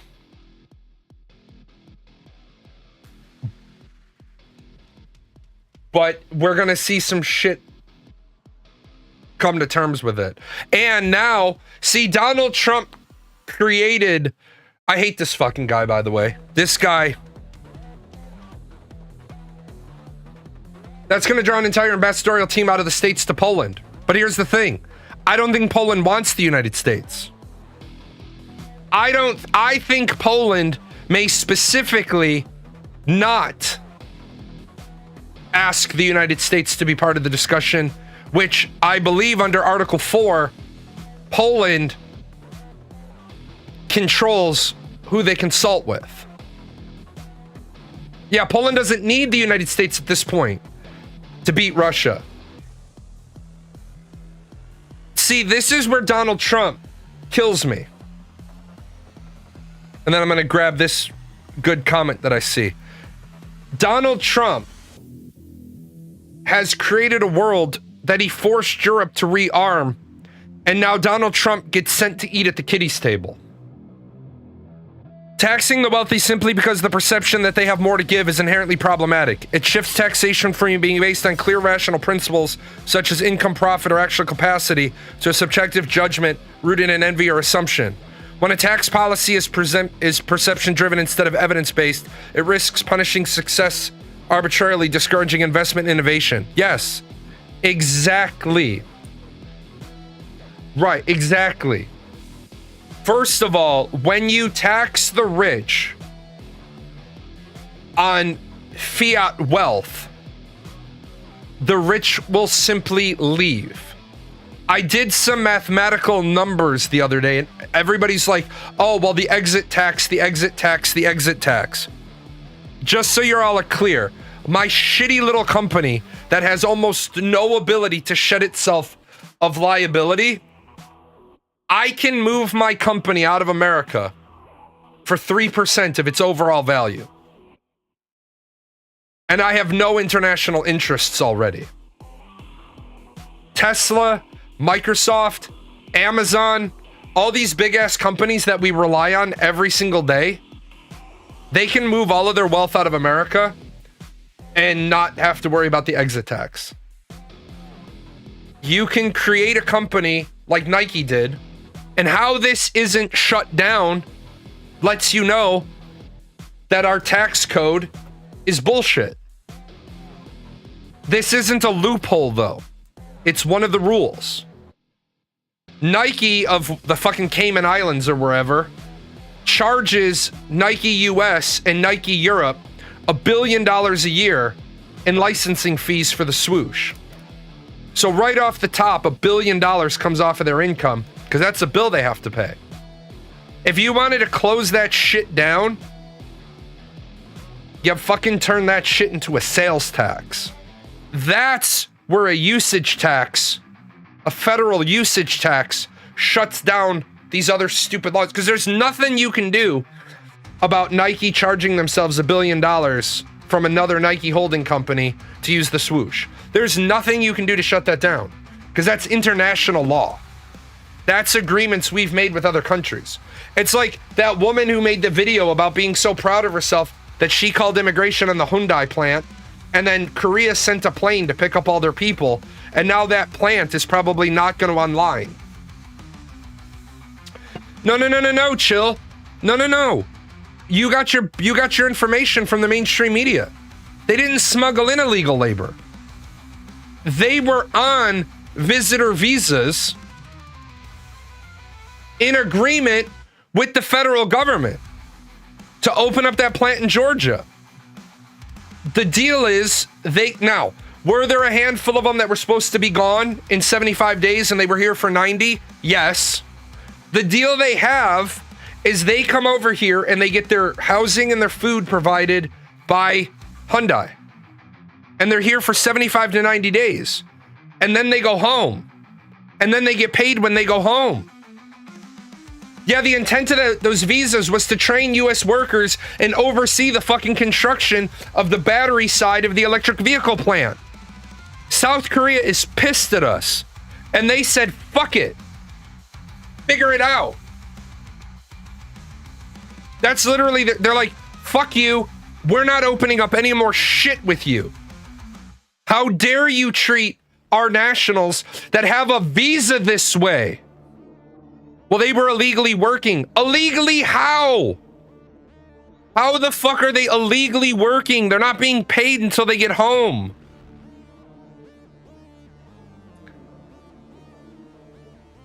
Even more important, who is taxed is how those taxes are spent. A well-managed system that invents tax revenue in infrastructure, education, healthcare, and public safety crafts lasting benefits for everyone. The effectiveness of taxation depends less on squeezing more from one group and more on ensuring that what is taken is used responsibly. Yes! That is the fucking problem. I don't mind if my taxes go up by a penny. Some had overstayed. A very small amount of them had overstayed. They were supposed to leave at the 75-day mark. They were still here at 90. At the same time, do we have to fucking publicly embarrass them? Do we have to round them all up? Or do we more discreetly show up and say, hey, there might be some of your people who are here, over. Do you want to... It's Thursday, man. Do you want to round up all your people on Friday? Tell all the ones that aren't supposed to be here to go home. We're going to come back next Tuesday. Yeah, they're throwing out the baby with the bathwater.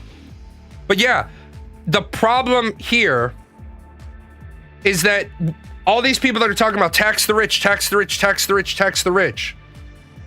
I want to get the boot off of people's backs. I want to stop taxing people back into poverty. I don't want to take money from the rich. I do want to get a fucking balanced budget.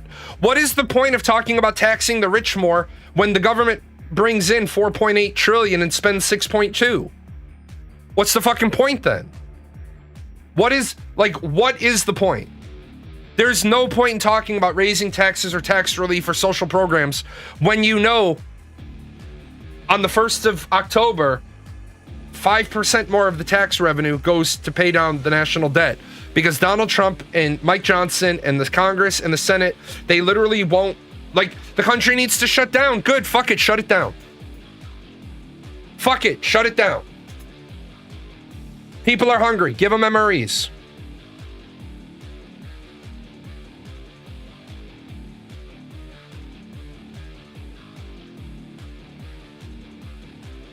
Could they have discreetly told them and tried to get them extensions? Yeah, here's the thing about that, the type of visa they're on.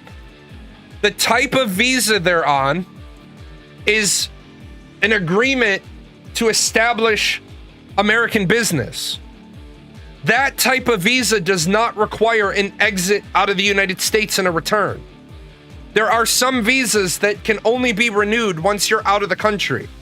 That type of visa can be extended, I think, from the top of my memory, 4 times. That visa can be extended 4 times.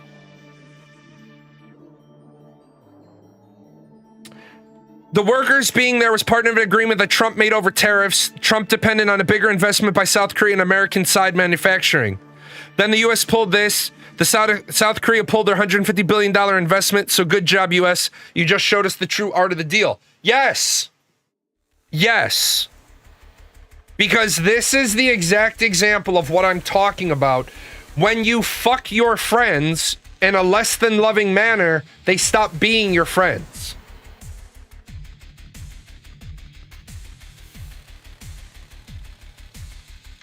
The way this has worked is that this one woman made a phone call and somebody got a chub because they thought that they were going to be fucking ICE agent of the year. Everyone is looking for excuses to pull back promised investment in the US right now. Yeah, with Donald Trump's declining health. Yeah. Does anybody believe JD Vance is even going to be invited to anything? He killed the Pope. Do you think anybody's going to play ball with JD Vance? No. JD Vance is going to be laughed at. Trump loves to burn bridges. I don't think Trump loves to burn bridges that he builds. I think Trump doesn't give a shit about the 238 years of history that came before him. I don't think Trump understands people hate him. JD Vance does not have the force of character to pull what Trump is doing. No, he doesn't. At the same time, man, it is you could be a hard ass and get better results if you understood how economics works.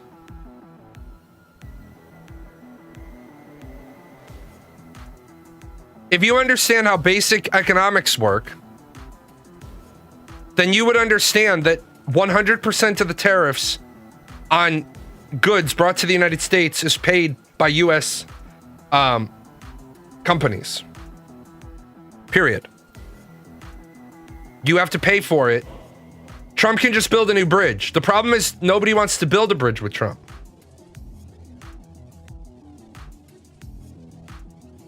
Yeah, countries are going off of the US dollar as their standard.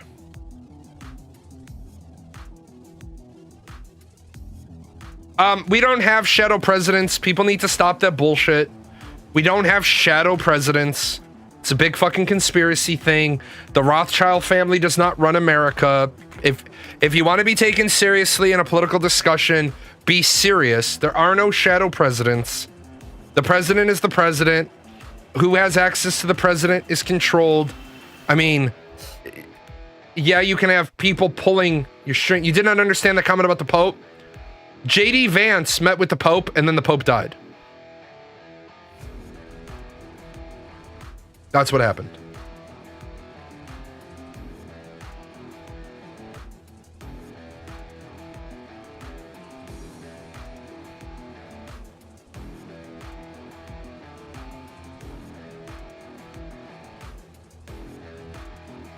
Now, Donald Trump did close the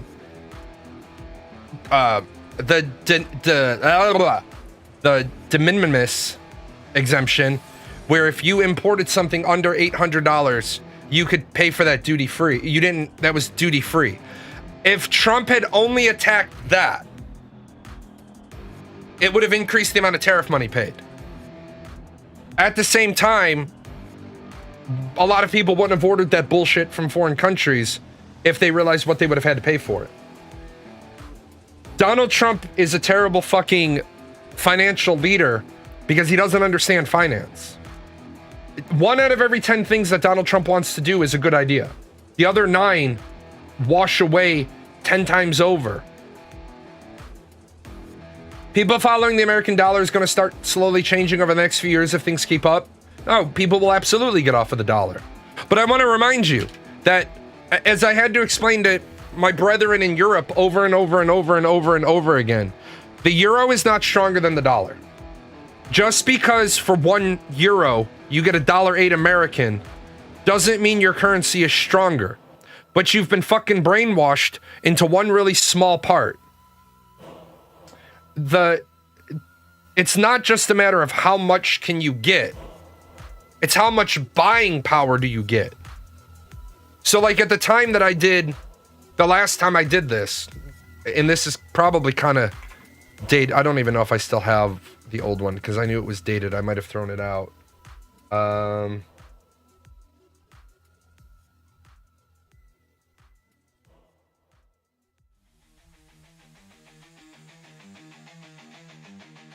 What the fuck? Oh.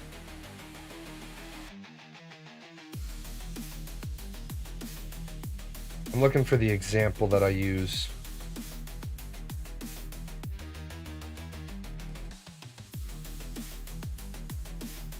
I don't think I have it.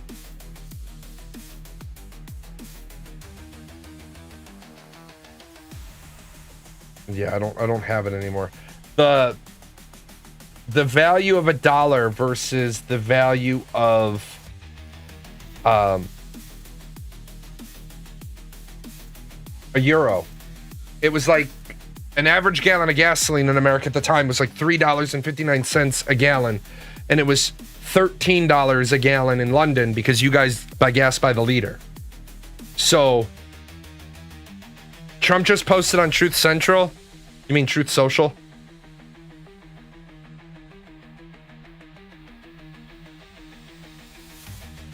What do I think about the thoughts of going to the Department of War from the Department of Defense? I think that language matters. I'm probably the most criticized person for semantics that you'll ever meet. But I think having a Department of War versus a Department of Defense is really, really important. The current price of it, 5090, is $25.69 on Amazon in Europe, $23.99 in America. Right. That's buying power. So it doesn't, unless your dollar converts over directly, and then you've got taxes and all that other shit. But buying power is important.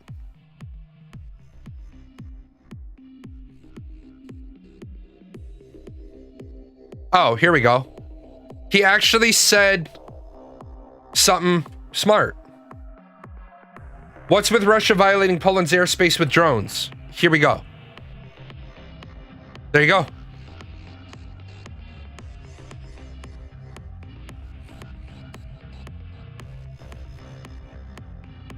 Like this right here. Just out, no inflation. Too late, must lower the rate big right now. Powell is a total disaster who doesn't have a clue. How the fuck can a man who has bankrupted 3 casinos ever say to anybody else they don't have a clue? Back to the Department of War thing. I think naming is important. I think when you have a Department of War under a president who dodged the draft, it makes you laughable on the world stage.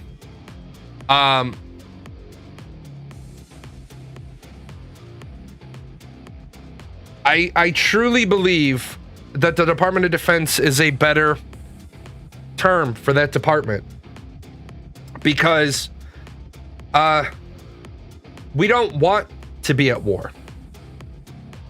When it's kind of like this. Donald Trump is seen as a bully because as soon as somebody stands up to him, he backs down. You don't want to be the yippy dog. It's meant to be the Department of Defense of the U.S., not for U.S. expansion. Exactly. You don't want to be the yippy dog. You want to be the dog that's calm as shit all the time. And you want to be the guy, like, you want to be the guy, you don't want to be the guy that's in everybody's face. You want to be the guy that when you're walking between your table and the door, you don't even have to say, excuse me, because everybody just gets the fuck out of your way. Like, you want to be the soft-spoken giant who people respect. Jordan Peterson says this really well. A lot of people don't like Jordan Peterson. I do. I don't like everything he says, but one of the things I like that he says is a non-violent man isn't dangerous. You need a man who is violent and capable of great violence, but has it voluntarily under control. Yeah, Jordan Peterson is good when he stays within his listed field of expertise. Absolutely. Did he make any money by filing? You can't. Okay. Despite what people believe, you can't make money by filing bankruptcy. A lot of people have a really bad misunderstanding of bankruptcy. You can, yes, you shed debt. For example, when you run your businesses appropriately, and I'll show you an example so that people know how this works.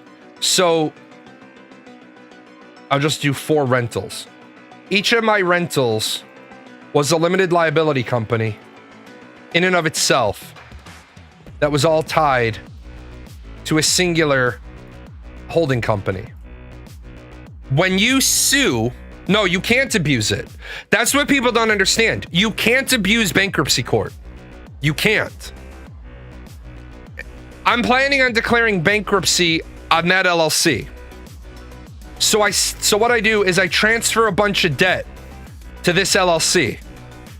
And then I sever this LLC from my main holding company. And then I file bankruptcy. The bankruptcy court reestablishes that connection to the previous holding company. That's within their purview to do. And what they do is they say, I return all of these debts back to the original holder of the debt. And now the bankruptcy court severs that connection because you've already filed for bankruptcy. You've left it in the hands of the judge. And the judge is looking at your records and he's saying, no, absolutely not. So I return all the debt to those companies because a judge can reverse those decisions for 2 fiscal years. So when people don't understand how bankruptcy works, now a person can abuse bankruptcy court a lot easier than a corporation can. For example, you go out, you max your credit cards, buying people shit. Yeah, like look back for Medicaid. Absolutely. There's a look back, a 2-year look back. And you're a person though, and you max your credit cards. Well, they're not going to bother trying to find where that PlayStation 5 is or that TV is. Now, if you gave a bunch of gifts out, max your credit cards, then file. No. Listen, you're not listening. They find the assets if you're a corporation. If you're a person, you can't hide assets. You can hide stuff. Assets you can't hide. When we're talking about assets, we're talking about vehicles sometimes, but even those aren't really considered assets. We're talking about property. We're talking about investments. We're talking about things that have we're talking about capital gains items. Those you can't hide because there's a transaction record of all of those. You can't hide meaningful stuff.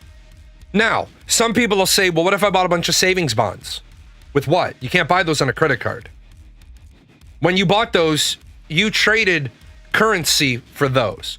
Because the bank's not going to get held with them not getting paid on assets like that. The majority of assets you need to buy come with a title. So it's not like if I have my 4 companies, there is no way for me to somehow buy 4 properties, declare bankruptcy, and only lose one of them. There's no way for that to happen.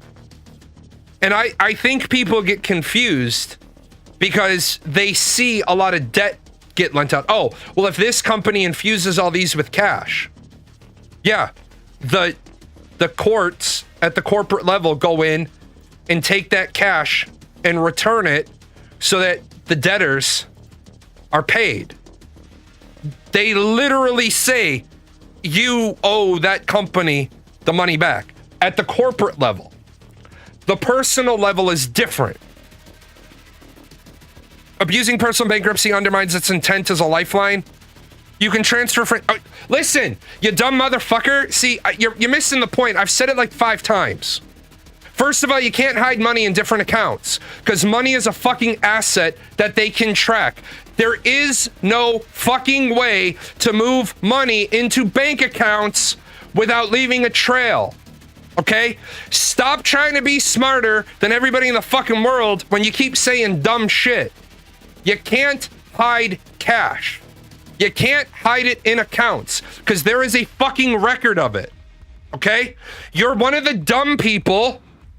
You're one of the dumb people who thinks they're smarter than the system, who walks in a bankruptcy court and you haven't told your lawyer what you've done, and then the fucking judge is like, okay, well, I'm issuing warrants to these banks to seize these assets.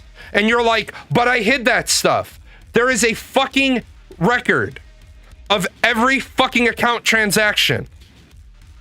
Yes, if you file bankruptcy and you have done that with accounts, you can't transfer assets to friends or family as a person.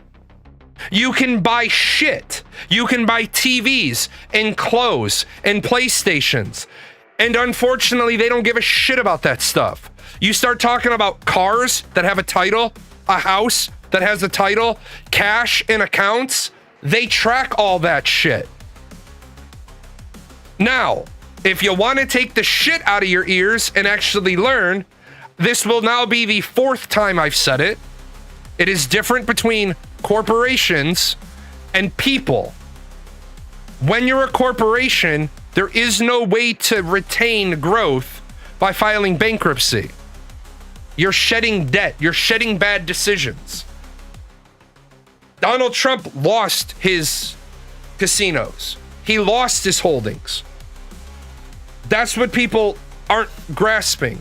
You don't want to trust the guy who doesn't know how to make money on a casino when they literally print money.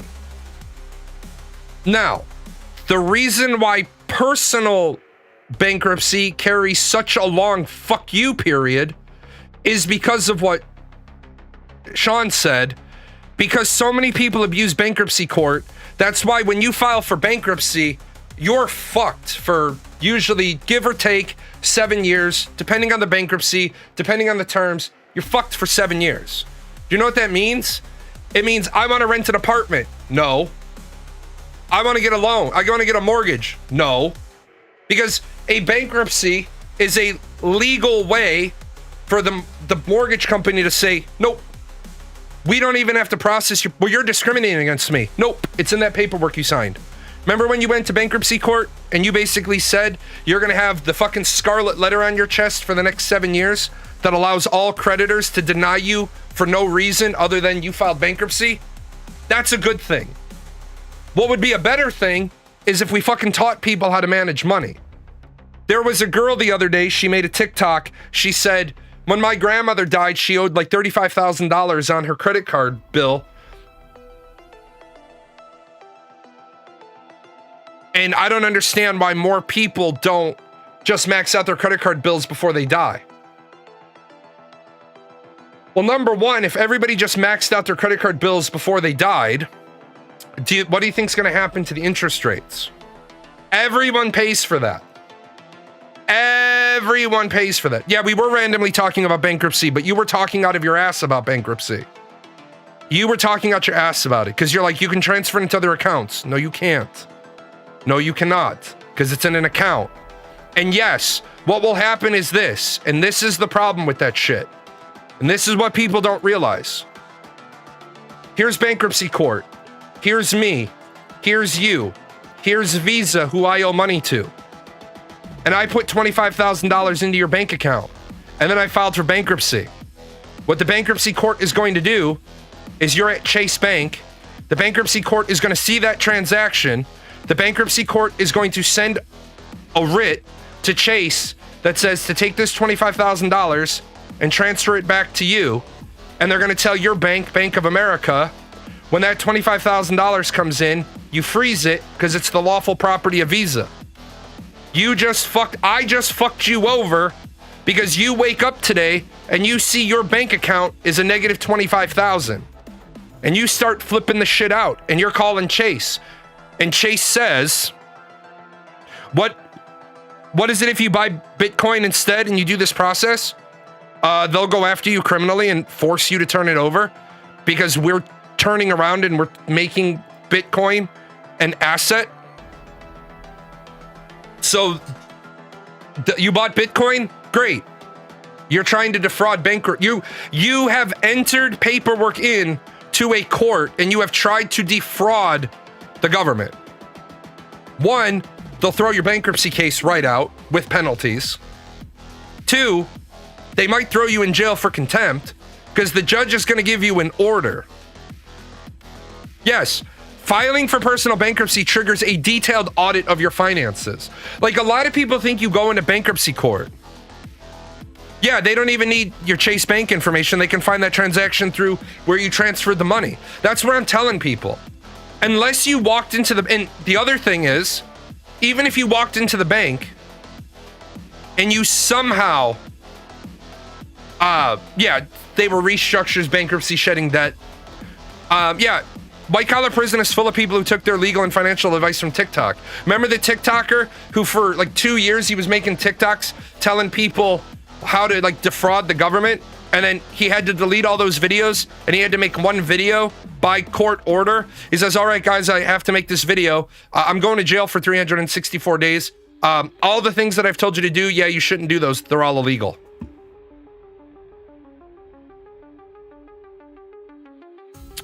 I lost all my money and I lost the key to my Bitcoin wallet. I'm going to jail. Yeah, imagine that. Play stupid games, win stupid prizes. Because you filed for bankruptcy and you lied about not having assets, and then they find out you had assets. It's just like they tell you. Did you sell Bitcoin this year? Yes. Pay your taxes on it. But I don't want to, because they can't track the transaction. Oh, really? Oh, fucking really? There's a reason why your mortgage company doesn't take payment in Bitcoin. This is the list. I just asked ChatGPT, looked it up, and saw those answers. Don't use ChatGPT. Isn't that the entire point of Bitcoin? Yes, it's the entire point of Bitcoin, so that you can't be seized. Except it also has to be spendable. That's what people don't understand. Well, I want to buy your house for 4 Bitcoin. No thanks. Why don't you want Bitcoin? Because I want cash. So you sell your Bitcoin, you pay the taxes on it. Holy shit, man, I just lost $80,000 in taxes. Yeah, I guess you need to sell another Bitcoin, huh? Bitcoin works as long as the buyer will take it. If the buyer won't take it, I want it transferred into a bank transfer. The moment you go to one of those kiosks, or the moment you go to one of the banks that will turn Bitcoin into cash for you, you need to show an ID. You need to have an account. And what do? They file with the government that you've just received $500,000. Now you owe tax on it. I don't know why people think that Bitcoin gets you out of anything. If America is denying it to spend your Bitcoin, won't the Bitcoin holder go somewhere else where you can use the Bitcoin? Then the country is getting... No. What you're doing is you're trying to apply Bitcoin. What you want to buy is only available in America. Where can you buy it? In America. That's it. If America is denying it to spend your Bitcoin, won't the Bitcoin holder go somewhere else? No. Because the point is, you wanted to buy a house. If you didn't want to buy the house in America, why were you trying to buy the house in America? That's how it works. What jobs? You want to buy a car. Do you think they're worried about not selling a couple of cars to people who want to buy it in Bitcoin? A car dealership doesn't want Bitcoin. Car dealership wants a bank transfer. Because remember, electronic money is still money. Remember, once you've received an asset, that is why credit card companies don't allow you to buy things on a credit card. Because you could declare the credit card stolen and they don't get paid. Yeah, here, man, I'm gonna help you out with fucking ChatGPT. If your whole argument is I looked it up on ChatGPT, then what I'll say to you is fuck right off and go have a conversation with ChatGPT. Because I can ask ChatGPT for sources and it makes them up. I can give ChatGPT the sources I want it to use, and it still makes shit up. So, Bitcoin is like any other foreign currency. You can't really buy in the US. Yeah, exactly. Bitcoin is considered a foreign currency. It has to be transferred into an electronic transfer. And then, remember, banks aren't guessing. Hey, does this guy have $250,000 in his bank account? Yes, he does. Right now, sitting there? Yes, he does. Trap that money. Okay? The trap's on the money. Send it to us. Okay. If you had like 9 other transactions come in, the title company gets your $250. They put a lock on the funds and moved them. All those other transactions that hit drive you negative. See, and that's where we need to really, really educate people. People don't understand how money works, and that's a fucking shame. Like, you overspend, but you know the money is hitting your account. Yeah, digital currency is too volatile. I have sources, I looked them up, okay, I'm gonna help you out. Shut the fuck up. I don't want to hear anything else from your fucking fingertips about ChatGPT. You shut the fuck up. All the way the fuck up.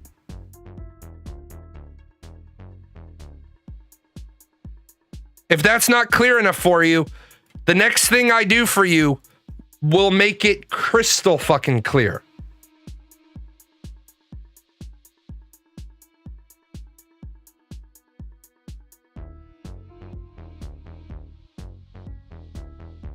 Okay. So we're going to be at war with Russia here soon.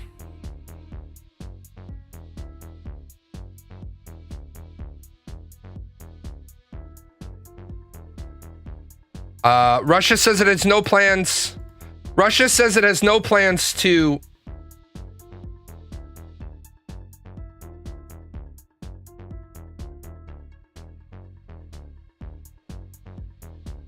Russia says it has no plans to target Poland as U.S. condemns unprecedented drone strike. Poland says it shot down Russian drones after airspace violation. So, does anybody else find it funny that on the front page of the BBC right now, we have Israel, we have Russia, we have Gaza. I think the Russian drones were a test. I do too.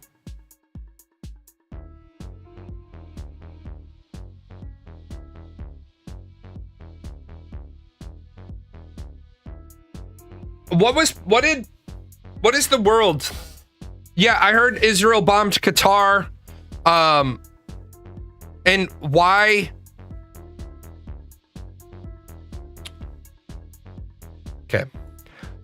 I'm going to offend some people here, and that's okay. You have a right to be offended. Militarily, when you look back at the last 100 years on this planet, have fun at work. There is a reason why. There is a phrase called, if you give a mouse a cookie, he's going to want a glass of milk. Yeah, you're going to New Zealand in November. Maybe I just don't come back. There is a reason why. My wife and I have radically different parenting styles. My wife and I have radically different parenting styles. My parenting style is the nuclear red line theory. So my kids know at any given time, these are their privileges. My kids on their birthday, we have a sit down, they have contracts. Because I don't believe in your children not knowing in very firm terms what their rules, what their rights, what their privileges are. And very close to the edge of their privileges, right? Very close to the edge of their privileges are dad's nuclear red line. Now, my kids don't mind this because my kids know what their privileges are. My kids know in writing what the punishment is for the shit they do wrong. And the best part of it is they write their own punishments. I don't write my kids' punishments. I reject them if I don't agree with the contract. But my kids are, these are all the infractions, and you need to write the, if I walk into the gray area, how are we going to solve it? My kids write their own fucking rules. I don't have behavior problems with my kids. Because my kids know what the fucking consequence is. Other parents, they do this shit raising their kids. The kids never know where they stand.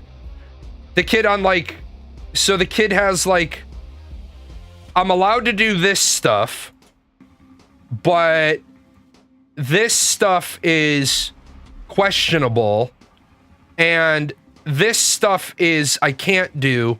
But unfortunately, if mom's in a bad mood, something that's usually okay is now not okay. I don't like that. I don't like that shit. I don't like that shit at all. It's either okay or it's not. It's not, my mood doesn't matter. So my kid has a contract that says if you're 0 to 5 minutes late, if you walk in the door and apologize, I'm going to give you a dirty look. And, Sorry.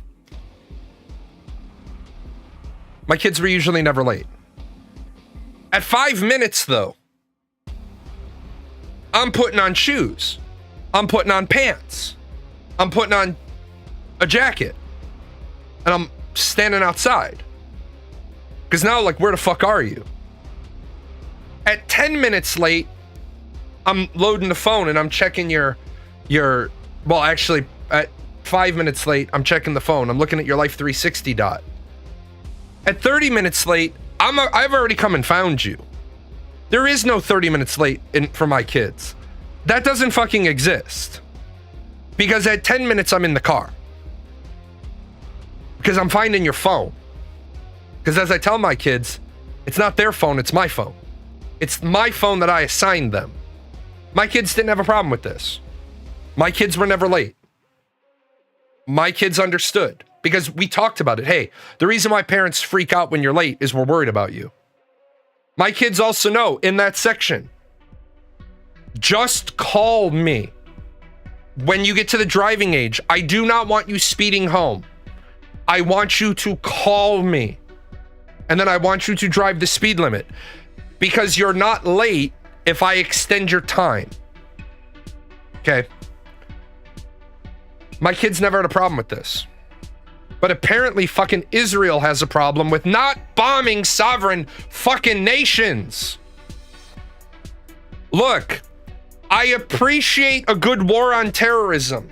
I do. You can't keep fucking bombing everybody. But the reason why they can is the United Nations is a completely worthless fucking organization. I, as commander-in-chief, could get Israel to calm their titties down right now because I would fucking park a battleship off the coast of Israel and I would literally call up the prime minister of Israel and I would say, hey, the USS gonna fuck your day up is off the coast and it's got a whole wide range of shit that's gonna fuck your day up.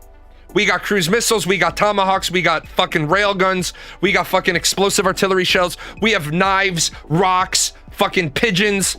Get the fuck out of Gaza. Stop bombing sovereign nations. But then I would realize, shit, I can't do that because my own fucking country just blew up a sovereign vesseled, flagged Venezuelan ship. I think we want. But why bombing Gaza no one cared about, now bombing people rage out? Hold on a second. Why the fuck do you assume, because right now I'm talking about Qatar, that I didn't care about it? Because when you say nobody, unfortunately you just included me in that shit, and I take that shit personal. I take that shit personal. I've been condemning Israel, then say the media.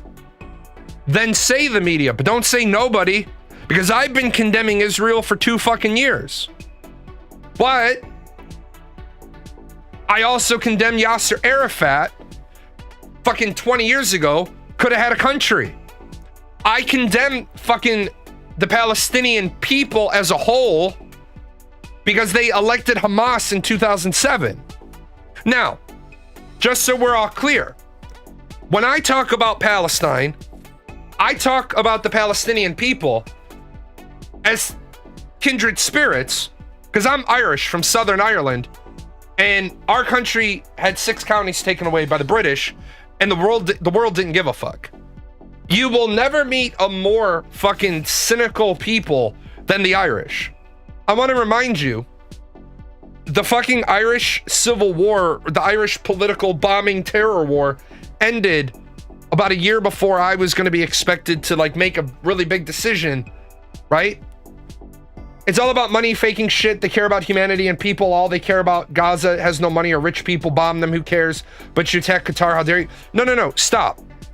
Stop. We also despise the Americans as a whole. That's because people are fucking stupid.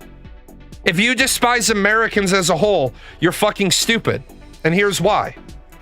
It's the American voter who votes for the politicians that decides for voting in Bush and Trump. Hey, guess what? Fuck you, man. What country are you from? Because guess what?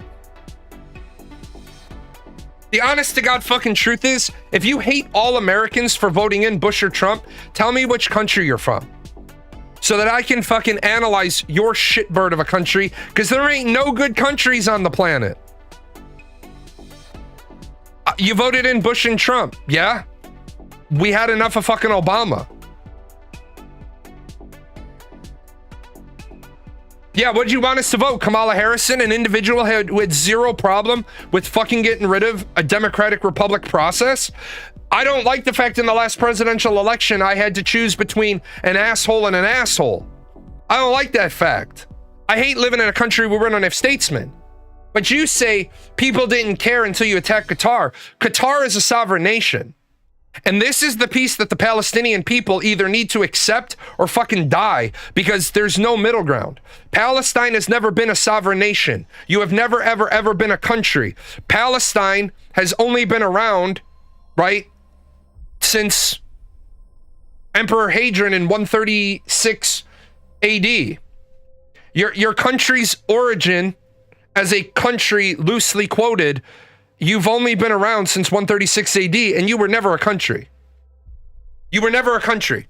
Palestine has never been a fucking country. Well, under the Ottoman Empire didn't make you a country. You were a regional designation. You weren't a country. Well, the British passport said you had passports under the British Mandate. Why can we despise the Palestinians as a whole? We can't. I despise the Palestinians as a whole for voting in a terrorist organization to lead them, and then not understanding why that terrorist organization would rather spend the money given to them to build schools, roads, food, and they used it in sewers, and they used it to build rockets to kill Israelis, because number 7 in their charter is the destruction of the Israeli state. I find it hard to find charity for people that elected in a terrorist organization and then fucked around and then found out. At the same time, I condemn Israel for the wholesale slaughter of the Palestinian people.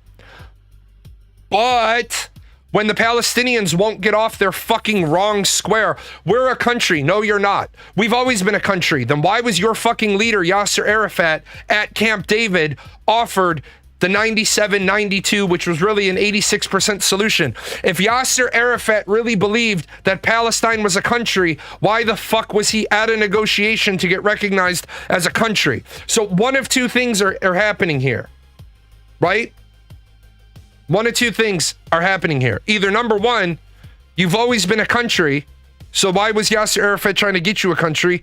Or you're not a country, and the reason why people care about Qatar is because Qatar is a sovereign nation. And you're a regional area that 7 times has voted to not accept being a country. Would it be any different if Palestine was a country and 2 years ago they did what they did against Israel? Yes, it'd be a lot different. Nobody would be stopping Israel at that point. Because if one sovereign nation attacks another sovereign nation, later, Lard, if one sovereign nation attacks another sovereign nation, the country that does the attacking gets the stick. That's why Israel is being told, stop bombing people in stop attacking sovereign nations. But since nobody has told Israel to stop in the last 2 fucking years, why would they stop? It's the same level of appeasement that happened with Hitler, which is ironic when you think about it. If you have, don't care, you shouldn't despise a whole population. That's dumb, because people can say the same thing about us, the US and other countries. No, when you elect a terrorist organization, that's the part you're missing, which is why I'm uniquely qualified to talk on it, because I hail from a country that literally took our Irish Republican Army. Our fucking terrorist organization became our government. But you know what they didn't do? Carry on a terror campaign with the 6 northern counties. What they did was they turned around and they said, well, we're going to suck it up and we lost that one. How do we advance the rights and agenda of our people? They looked around the world. Are you aware that Southern Ireland is considered the minority of Europe until the fall of the Berlin Wall? And then all of a sudden, when you were going to start adding in all these Eastern European countries, England, France, Spain, Portugal, Germany, Austria, Denmark, the Netherlands, they looked over at Ireland and you said, hey, you know, there's another country of people with the same color as us. We should invite them to the table. And Ireland turned around and he said, yeah, that's great. It's about time you invited us. We're your fucking bankers. Why is Ireland so powerful as a nation? A big army? No. Great politicians? No. Because we're the fucking bank. We learned from America. We learned from our American brethren. We set up tax laws in Ireland so that everyone would bank with us. We take a transaction fee of everybody's money. So when you start fucking talking this bullshit, okay? When you start talking the bullshit, a country has not removed Hamas since 2007. By the way, how many free elections have there been in the area known as Palestine, the Gaza Strip? How many free elections have there been since 2007? And whose problem is that? You asked the world to make Israel give you free elections. The U.S. was founded by terrorists as well. No, they weren't. I don't think you understand the definition of terrorist. The United States was not founded by terrorists. They were founded by revolutionaries. And if you don't understand the difference between revolutionary and terrorist, you're too fucking stupid to be part of this conversation. And I'm sorry, I'm not a nice guy, but I don't allow people to run off into fucking la la land. Terroristic behavior towards the native population? Absolutely. Abso-fucking-lutely. Yet you have a president that has threatened to annex other countries. No, that's not actually an act of terrorism. Terrorism is the use of force against the civilian population in order to achieve political means. What you're confusing the word terrorism with fascism. And if you ask me, is Donald Trump a fascist? Yes, the fuck he is. He is running the fascist playbook line by line. But that's why words matter. Because Donald Trump and the United States Navy interaction with Venezuela, fucking terrorism. Absolutely fucking terrorism. He blew up 11 people. The Crown labeled them as terrorists, and the Crown was the superpower. No. Again, let me help you. The Crown didn't label them as terrorists. Second of all, and you probably have heard this, you only are a terrorist when you're in a state of rebellion if you lose. If you win, you were a revolutionist. And you won, so you have a new government. Yes, if the Union lost the war, the Union would have been labeled as the terrorists because they marched their army south to force the Confederacy back into the Union.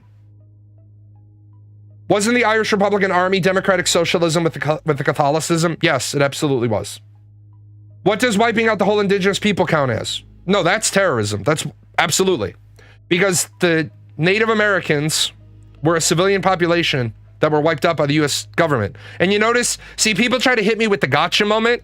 I have no problem condemning my government for the shit that they did. Just call it the right shit. Just use the right fucking words to prove you should be in this conversation. Yes, the U.S. government towards the native indigenous population was fucking terrorists. Abso-fucking-lutely. Absolutely. See? See how easy that is? See how easy it is that you can look at people and your own people and say, my people were wrong.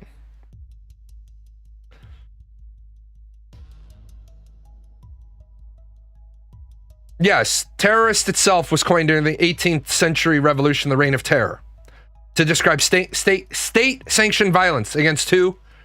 The civilian population. Why? To achieve political means. Just depends on holding the bigger stick. Yeah. But the truth is, people turn it into this argument.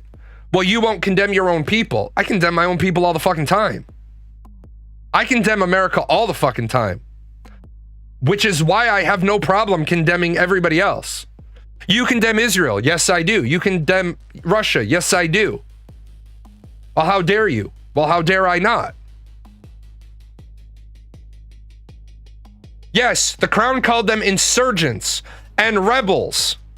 The crown lost the fucking war. What the crown called them doesn't matter. The crown lost. History is written by the victors. There is a new government. I want you to realize something. We beat England so fucking badly in the American Revolution. We beat them all the way past enemy, all the way through to our greatest ally. Because in the next following wars, we kept beating them. England was finally like, shit, we better just fucking ally with these guys because they're going to fucking just run up the score. I'm a supporter of land back. Actually, Chill Jazz, I am. If I became president, actually, I wouldn't do it if I was president. If I became dictator, I literally didn't say that. I said you shouldn't despise the whole population. I despise an entire fucking population when they voted for a terrorist organization, when they were given free elections. I want you to hear this, and I want you to realize that you are a racist bigot who needs to stop being a racist bigot. When the Palestinian people in the Gaza Strip were given free elections and Israel left, they overwhelmingly voted for a terrorist organization who in their fucking charter had listed the elimination of the Jewish state as one of their political goals. There is a difference between a government that comes to power through a coup like Iran, and by the way, Iran is a terrorist nation. They use violence against civilian populations and their own people. But when the Palestinian people in 2007 were given free elections and they voted for a terrorist organization, and then they've never rebelled, they've never had an insurrection, their country has been offered, their landmass has been offered a sovereign nation again and turned it down. At what point do those people become responsible for their own manifest destiny? But after their own government, they won the revolution. No, they didn't. Which country? Iran or Palestine? Yeah, they're their own country. They're their own country. Absolutely. What are you fucking confused about? They're their own government. Iran had a coup. They had a revolution. They're still a terrorist. They're still terroristic. So is the United States. I've never ever said we're not. So what the fuck point are you trying to make at this point? Iran runs on a reign of terror, except they use military force against their own people. America they are terrorists. They use fucking violence against civilians. What is hard to understand about that? They use violence against civilians, just like America just did against the Venezuelan boat. What the fuck point are you trying to make? I'm making your point better than you are because I understand it more than you do. Yes, America just fucking used an act of terrorism against 11 members of a sovereign nation when they blew up a boat without due process in violation of 2 international laws and our own laws of armed combat and our own rules of engagement.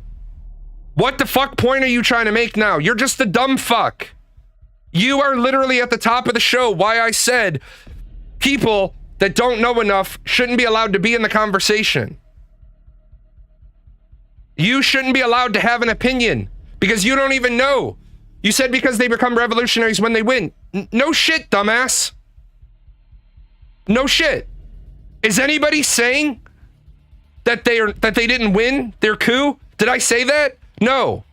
Are they a terrorist organization now? Yes, because they use fucking violence against unarmed civilians.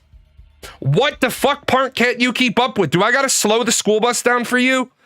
Are you that person running behind? I got a bus pass. I got a bus pass. Look, dumbass. Them being a revolutionist country, winning a coup, and them being terrorists today are 2 different conversations. I've already said the same about the US. So what part of this is hard for you? Are you not able to ask ChatGPT fast enough? Stop ChatGPT and the answers. Have a conversation on your own without Google. Have a conversation on your own. What do you think? What do you know? And if the answer is you don't know enough to not be fucking sitting there ChatGPT and this shit up, then just recognize the fact you're ignorant as fuck, and that's okay, because ignorance not an insult. Ignorant just means uneducated. You know how you fix being ignorant? By fucking reading. By fucking reading books. You read, and you read until your eyes bleed. You read and you get a notepad out and you write some shit down that you don't agree with, that you do agree with. Then you get another book specifically tailored for the shit you don't agree with. You get a book then, I'm scrolling to see what we're arguing about. I don't know what you're arguing about, and I don't think you do either. That's the problem. Books, what is that? Dead trees with ink on them, usually containing ideas. You might know them. They're very similar to Playboy and Maxim and Penthouse with the naked ladies. You should see some of the art from the old days, man. The old artists, they knew how to draw a pair of tits.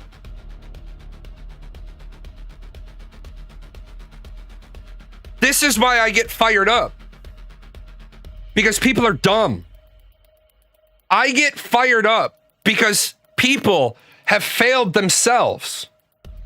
People have failed themselves. I don't read Playboy at all. I'm not saying I don't read smut and I don't read erotica, because sometimes there's some good erotica out there. But no, I don't look at pictures of naked women. If you have to pay for it, it's kind of cheaping it. This is what's wrong with the world, man. We have people that are too dumb to be entitled to have an opinion. We have people that couldn't pass a citizenship test trying to tell other people what the due process amendments are. The due process amendments only apply to citizens. Are you a U.S. citizen? Yes, not anymore. I hereby revoke your citizenship because you're too fucking dumb. You wouldn't have passed it. You wouldn't have passed the fucking citizenship test. I think, in all honesty, every American should have, we should not, oh, let me be right back and I'll tell you what my actual plan is.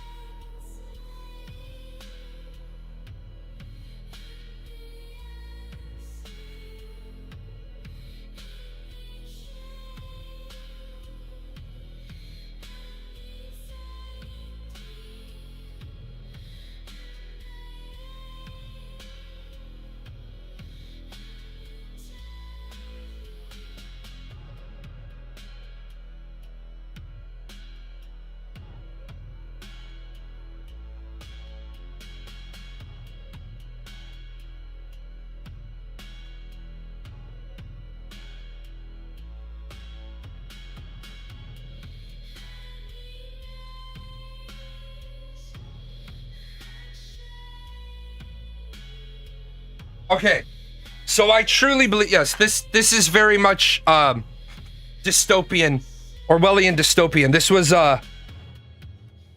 This was made by me earlier this year when I saw how shitty our country had gone. How much you miss the time in ArcAge? Do you wish a game to come out being like ArcAge was? Yes, which is why I thought it was funny that the creative director on Ashes of Creation decided to shit talk me when I wasn't gonna cover his game anymore. I guess now I gotta fucking, what was it that motherfucker said to me? What was it that motherfucker said to me yesterday? Because that shit pissed me off. Hold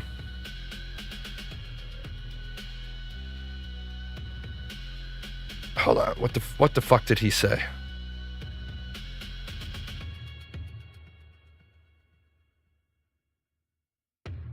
Because now we're gonna have some fun. The analytics are conclusive. Drama gives a little bit of a bump in views.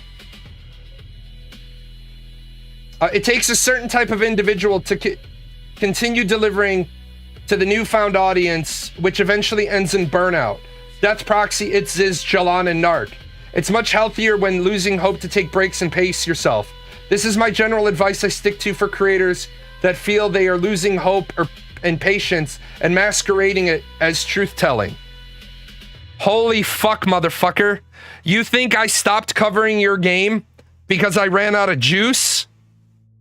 You think I fucking stopped covering your fucking bullshit game because I ran out of I couldn't hang? Does he really think that? That takes me back to this right here.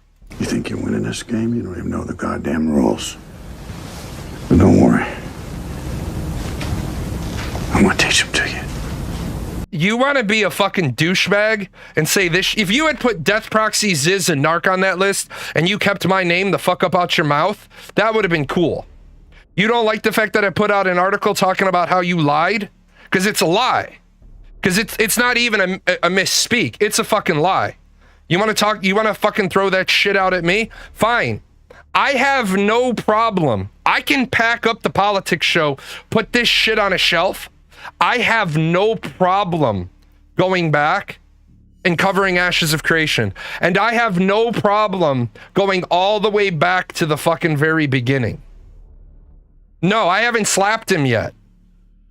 The video that I put out last week and the article I put out was because I have said from the very beginning, I have a commitment to my audience. And my commitment to my audience is that if I got you into something, I'm gonna see it through with you. Ashes of Creation went into testing like 2 weeks ago. I got to Saturday before I could play it. I streamed it for 4 hours, and I had literally told my community, this is gonna be the only time I stream it. During the process of that stream, it was brought to my attention that Intrepid Studios had reset. And so what was brought to my attention was a comment from John Waynick that says, my NDA prevents me from revealing any specifics. But what I can say is that full production on Ashes of Creation started at the beginning of 2021. And, okay, I could get down with that if Intrepid had been honest. But when Steven wants to run around and he wants to say shit like this, actual production began after Kickstarter in June of 2017. Prior to that was design documentation and prototyping. Keeping in mind the team was only about 15 to 20 in 2017. Okay. You want to start talking your bullshit. That's cool. There's a thing called the Freedom of Information Act. When you have Small Business Administration loans, those are public records. You want to talk mad shit, then let's talk about how the fact that you hired a guy to replace your husband as the chief financial officer that has worked at companies, a specific company that has been investigated by numerous states and the federal government for RICO violations, for running illegal pyramid schemes, so much so that the chief financial officer you chose to run your company is responsible for being the chief financial officer at a company that had to pay out $2.5 million because it was decided that you've got illegal shit going on. Let's talk about the fact that your chief financial officer is a chief financial officer at 2 different companies, and that's the sort of shit that starts to break down the corporate veil. But we want to talk about shit masquerading as the truth? Okay, let's talk about shit masquerading as the truth then. Because that motherfucker wants to insinuate that I didn't always tell 100% of the truth. Because I think anybody, even a fucking person who hates me, Jay, I hate your views on Ashes of Creation, but you've always brought the receipts. So, that motherfucker wants to start, I'll teach him the goddamn rules. He wants to put my name in his mouth, I'll teach him the goddamn rules. That's fine. Because I don't care. I'm fucking dying. So what do I care? What the fuck do I care? You want to be a rich boy? You want to have rich boy syndrome? I'll teach you the rules then. And maybe you can learn enough of them quickly enough that you can save your company. See, because if I was a shit eel, right? And this is what really pissed me off when I saw that comment. I don't generally get angry. I generally don't get angry. But when I see people put my fucking name in their mouth, right? Then I have no reason to not play at this level. Truth is, a squad of devs came to Steven and showed him a better way to make the game while he was drunk. And he's been drinking excessively every day for the past few months and telling people it's long COVID to hide his hangovers and withdrawals. He flipped out and had an epic crash out, which was all recorded, screaming up about people talking behind his back and how he's the best PvPer and knows the best direction of the game. Expect the video to get released soon. Ashes of Creation is dead on arrival. See, I would not ever fucking report some bullshit like that because I know, based on what Steven has told me, he doesn't drink. I have never found one public documented instance of Steven being drunk.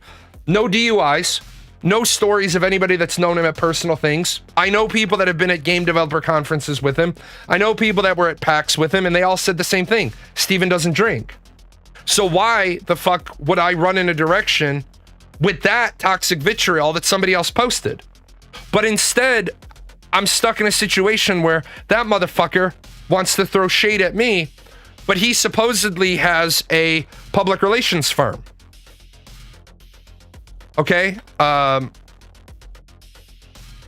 So I wanted to ask Team Critical Hit yesterday for a comment on a story I'm working on, which I think is the adult appropriate thing to do. So here's Team Critical Hit. And there's Intrepid Studios right there. Well, if I was the director of communications at a company and I had parted ways with you, I would have gone back to you and said, hey, excuse me, you still have our name up as a partner. We're not partners with you anymore. Please remove our registered trademark logo. If you want to create a new section that says, ask our former partners, right? So, if you want to fucking go this way, if Intrepid wants to go that way, I'll play that game. I don't give a shit. I don't care. Okay? Because it's that fucking scene in the movie The Siege with Annette Bening. Do you want to lose little or lose big?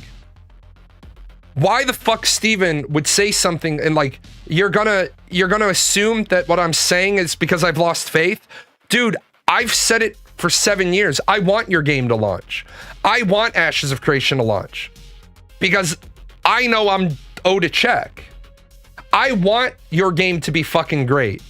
I want all the people I referred to your game to play the shit out of that game so that every 3 months you send me a big fat check. I want that. But you're gonna talk mad shit when on your own Discord people are downvoting you? All this time you've said, what was it? All this time you've had the comment that MMORPG isn't really fair, that the things they say are the equivalent of harassment because people aren't painting you in the right light. Okay, so then let me ask then. If the MMORPG subreddit is so mean and nasty to you, then what happens when you as the creative director get downvoted to shit on your own Reddit? What's that then? So yeah, as far as Ashes of Creation, I wasn't even planning on covering Ashes of Creation again. Earlier this year, when Level 80 wrote a shit hack piece on them, I actually did a response video to it. And at the end of the video, I said, and I can't believe I'm saying this, but Level 80 should issue a public apology to Margaret Crone because they used a quote from her, and instead of changing their article, they used their quote to try to, how shall we say, strengthen their shitty position.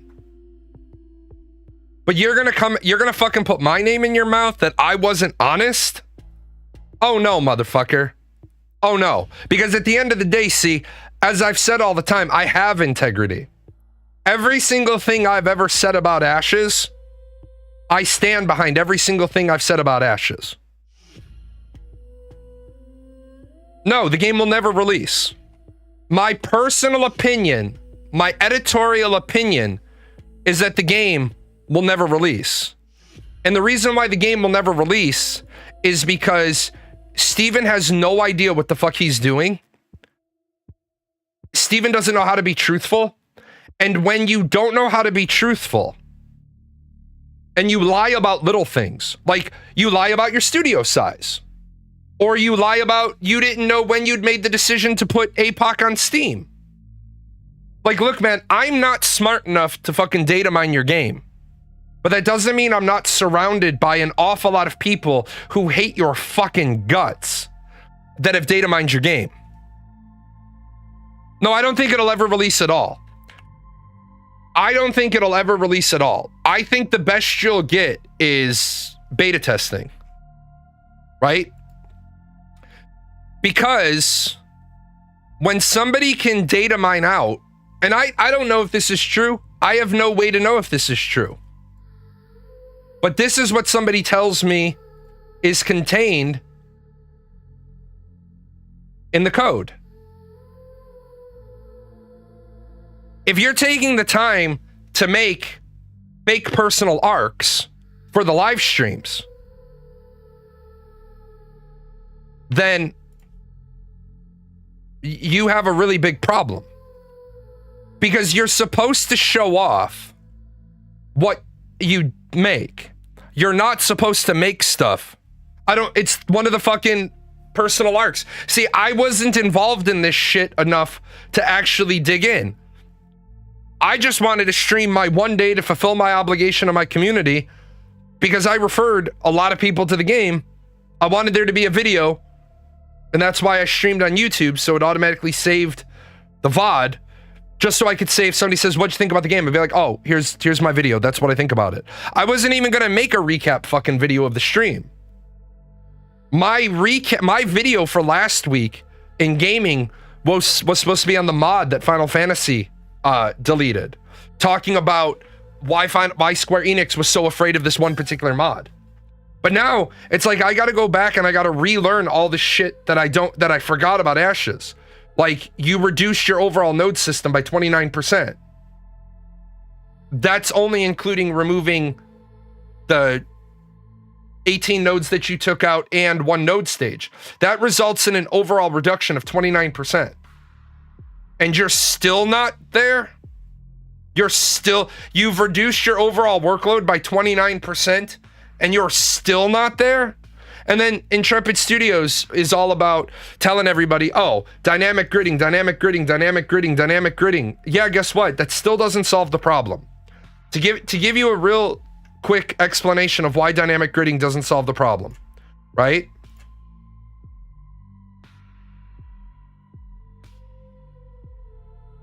So, 1, 2, 3, 4, 5 grids. That's what you have. The problem with dynamic gridding is that if all of a sudden 300 people run into this grid and you're somehow going to divide, you're going to divide this grid into 2, right? The problem with dynamic gridding is that it has to be quick enough that it puts 150 people into the middle of 2 grids. You absolutely do not gain any performance if you try to dynamically grid and you end up with people fighting across the grid lines. The moment you have people fighting across the grid lines, you're fucked because each grid is a server.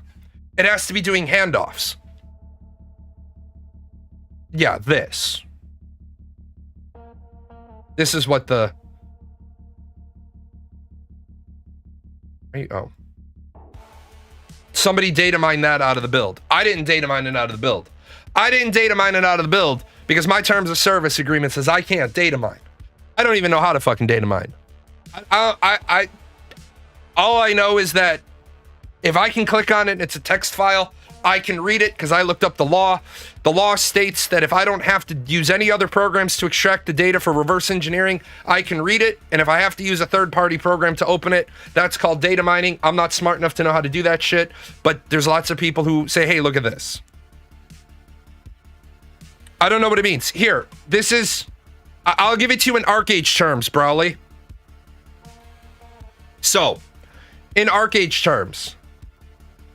Here's the ocean, right?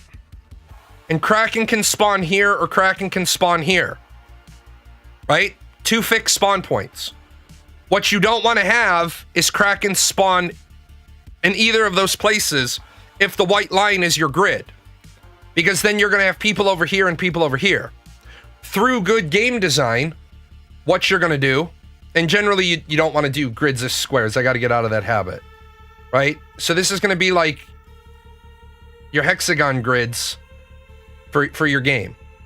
And so what you want to do is you don't want to have Kraken spawn anywhere but in the middle of a static grid. What this means is that the combat should center around Kraken and not bleed off of edges. The problem is, in Unreal Engine, you can have approximately 150 to 200 acting entities on a grid before you start to run into performance issues. Now, I am not an engineer, but I did have a lovely conversation with an amazing engineer who treated me to like 6 hours of understanding Unreal Engine 5 gridding. Static gridding works if you put your content dead center of a grid. Now, the other thing people don't grasp is that your grids don't have to be identical in size. Like I put Kraken there and I made him really big, but I could have a grid that's that big if I don't have content density. If I don't have a lot of content there, I don't need as small of a grid. Where Intrepid keeps talking about dynamic gridding, is that say there's 200 people at Kraken. The grid Kraken is on is going to be able to handle that much combat. And I don't know what their magic number is. Maybe they have whiz-bang fucking engineers and developers and coders and programmers and space fucking monkeys that have made it higher. But according to people that I trust, 200 people is going to be about the maximum number of people you're going to have on an Unreal Engine 5 grid. Assuming that they're using, I think the number was 20 actions a minute. If they have less actions per minute, a la Eve time dilation, tie-dye, you can have more. The problem with saying everything's going to be solved by dynamic gridding is this. Your system automatically detects more people at Kraken than 200. So it tries to dynamically split this grid.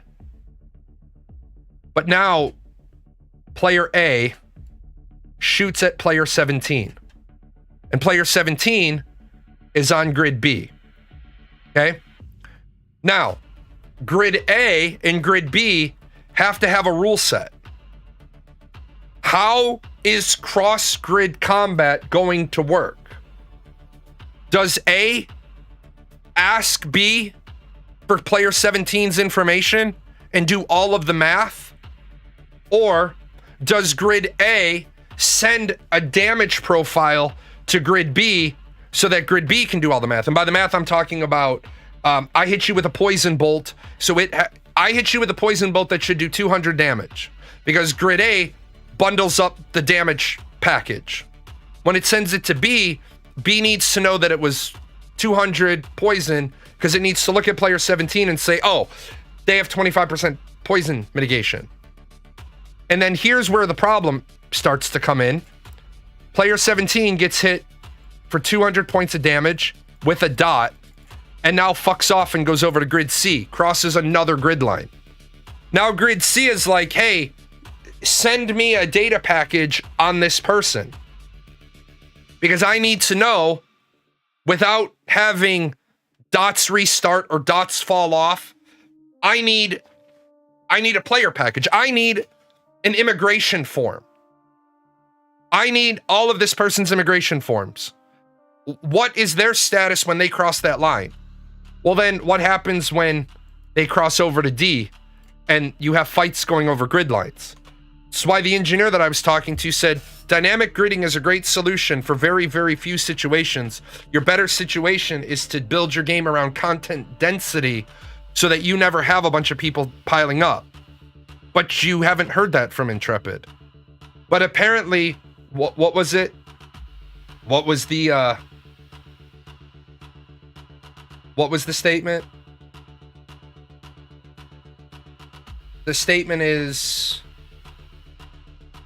that because I'm losing hope, my negativity is being masqueraded as truth-telling. Oh, really, asshole? So because I'm going to be able to ask you questions of a technical nature about your dynamic gridding solution, I'm faking it. I'm masquerading. I'm just trying to hurt you.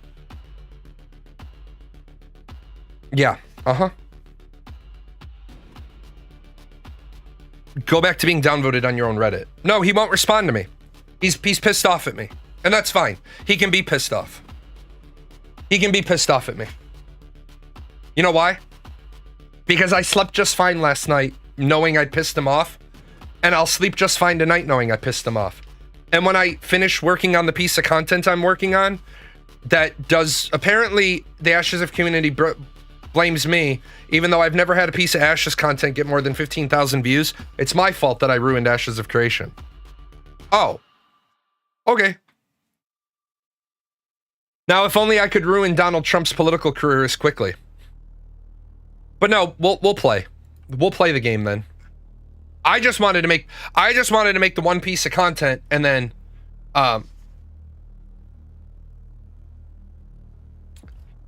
Brawley, I had an interview scheduled with Intrepid a couple of years ago, and Margaret canceled it in a shitty unsigned email because I was critical of their fan base in my own channel.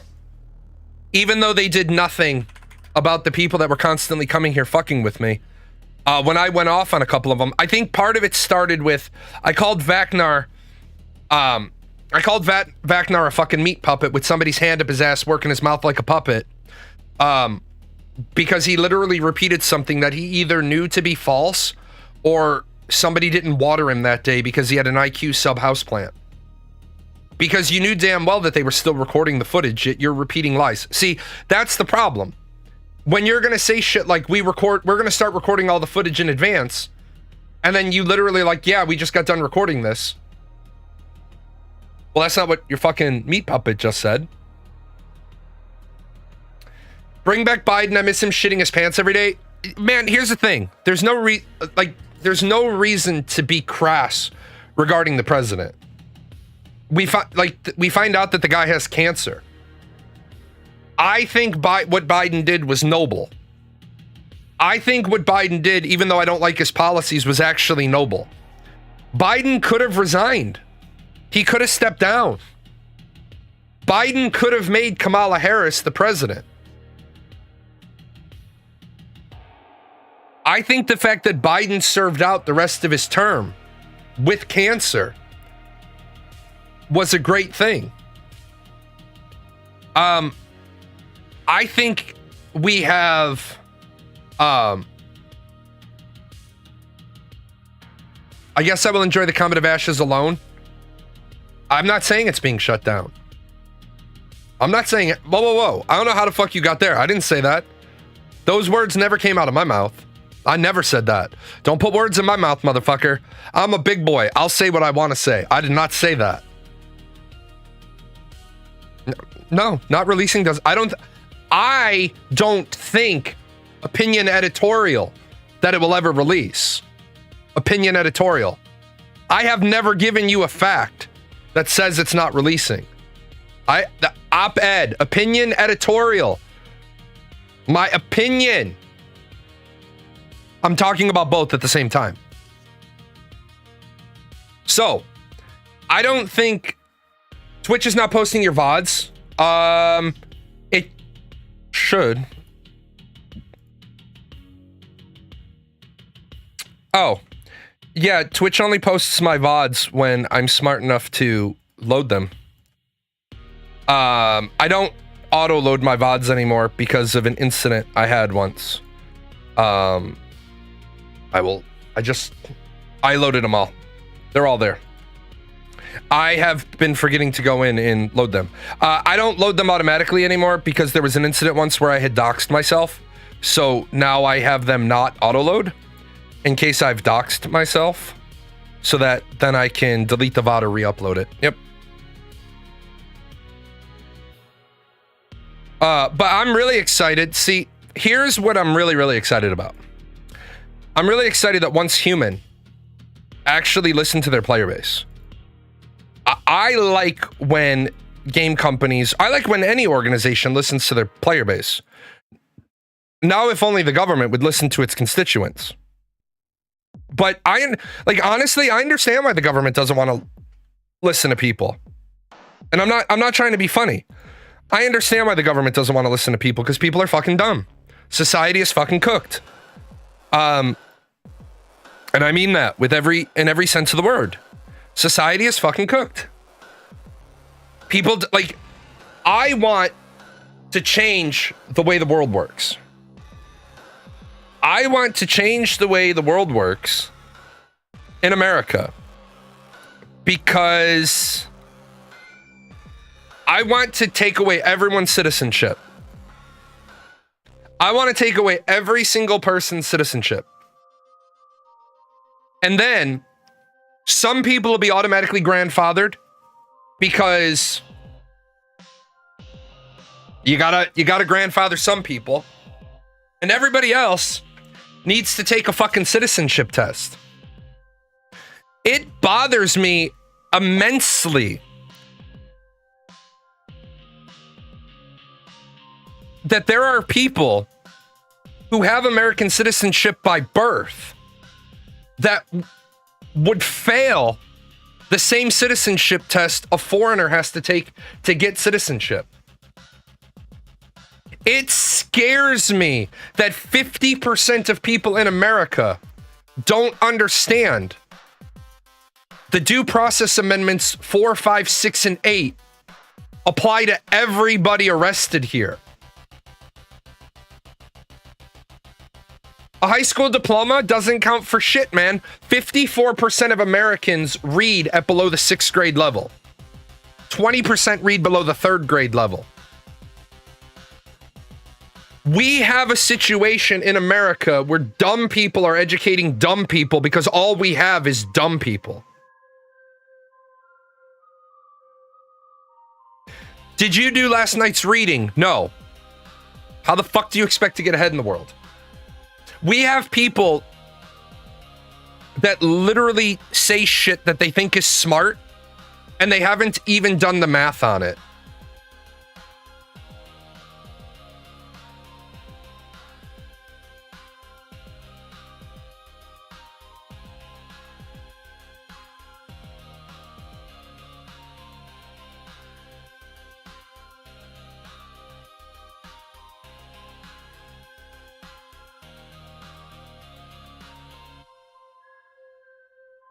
There is a guy who makes TikTok videos every single day, and his campaigning position is,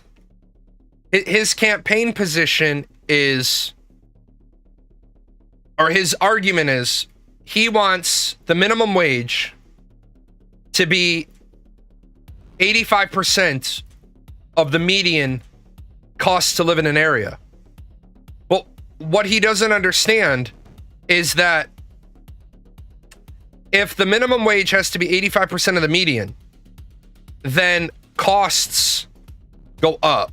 So prices go up. So this number moves up, which then shifts that there, and everything gets more expensive. Like, for example, I understand, okay, you failed your nation's citizenship test, but that's, yeah. Asking people how many steps there are in a building is a stupid fucking question. It's a dumb question. People don't understand. I want there to be no landlords. Okay, you want there to be no landlords. Got it. What happens to the buildings? The government buys them. Okay. Eminent domain. The government buys all of the apartment buildings. Okay.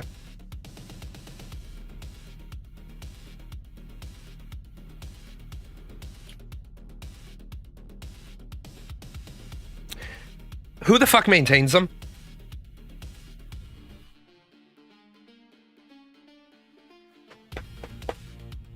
Because as a landlord, I had to maintain the outside of the building.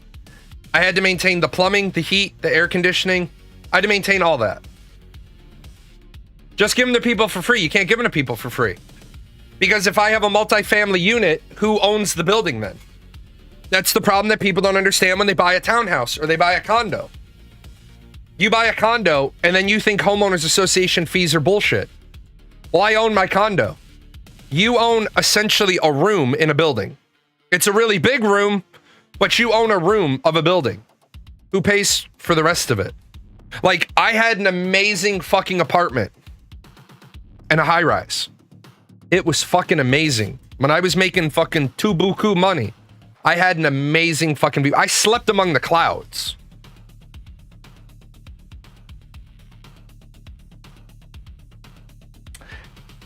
And when I lost my buku job, I had to leave.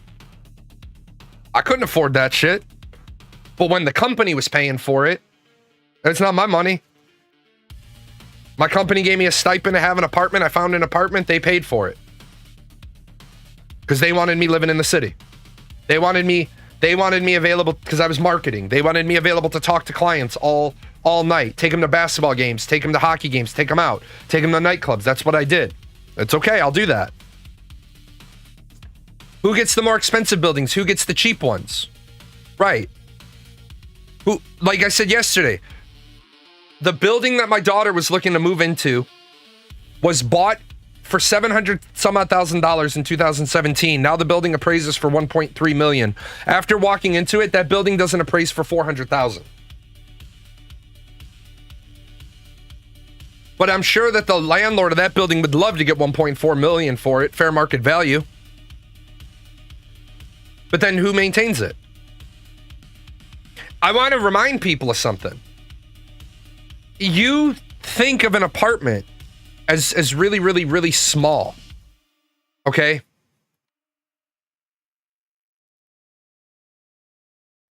You think about stuff as how much square feet do you need? Let me see if I can pull this up, right? No, I can't.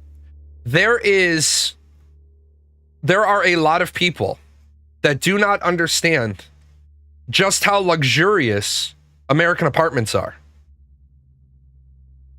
Yeah, too many people think the landlord is bad, right? I want you to think about what a military member lives in for just a second. A military member, all right? A military member lives in essentially that. 180 square feet. And they also sometimes in that same space have a mini fridge and a stovetop and a microwave. And that's it. Okay? When people start hearing about, like, they're like, how much space do you need? I mean, I bought 990 square feet. I think that's massive and more than enough for me. There's apparently some people's living room in the US. Yeah.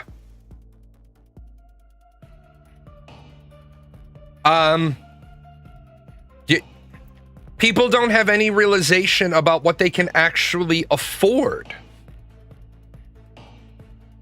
But you're supposed to coddle these people. And I just can't, man. I can't. People, we're cooked. We are literally fucking cooked. My house is 2,300 square feet.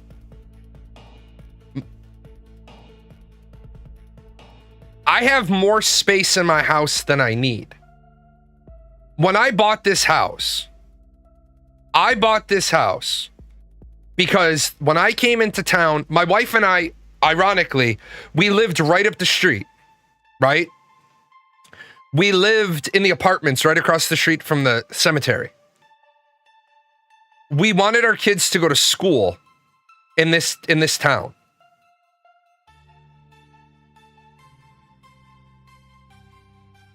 My concern was getting into this school district. At the time, I had a live-in nanny. Because at the time, I was still active duty. If I had been moving in here and not needed a 4-bedroom, if I had bought a 3-bedroom, I wouldn't live in this house. I'd live across the street in Hunters Creek. I do not need half of the space in my house.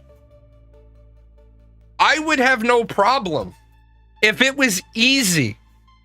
I would have no problem contacting the government and saying, hey, my house is too big. I'm ready to move. I'm ready to downsize. If you have a house that's the right size for you, you're seemingly poor and unambitious, and you cannot have that. Right, exactly. If you have a house that is the right size for you, then you're thrifty and you're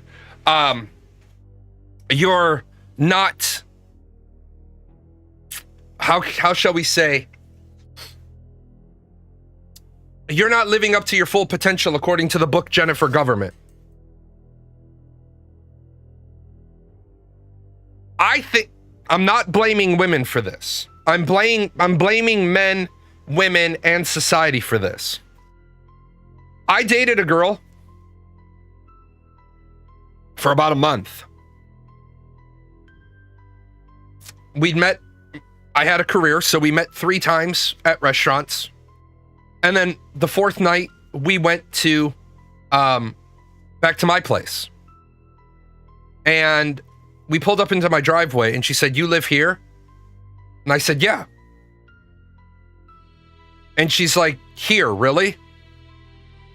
I mean, I got offended as fuck, right? I was like, yes, here.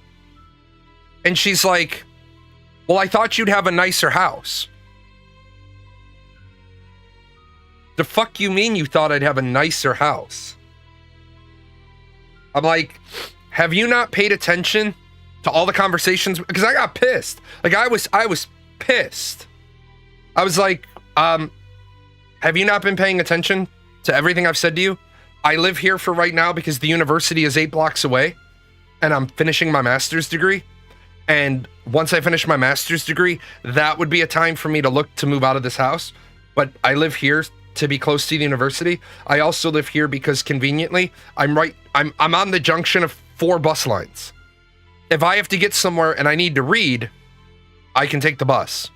Like if I have an hour-long drive or an hour-long bus ride, I'd rather ride the bus for an hour, so hour and 10, so I can read. And she's like, I don't know, man. And she started to get out of the car. I said, where are you going? She's like, are we going inside? Fuck no, you don't get to see the inside of my house. I'll drive you home. Now keep in mind, when I dropped her off and she was getting out of the car, she got out of the car and I rolled the window down. I said, by the way, you shouldn't criticize somebody who owns their own house when you still live with mom and dad. Fucking drove off. She was just a fucking girl I knew. She wasn't anybody important, but she was my age, criticizing my house that I owned free and clear. And she still lived with mom and dad. Look, man. Couple of years later, started dating a girl, really nice girl, really sweet girl, really liked her. Like Deadpool, man. I didn't just love her, I liked her. We'd been dating 4 weeks and we both worked like the 2 to 10 shift. She was 21. So she was a grown-ass adult, still living with mom. And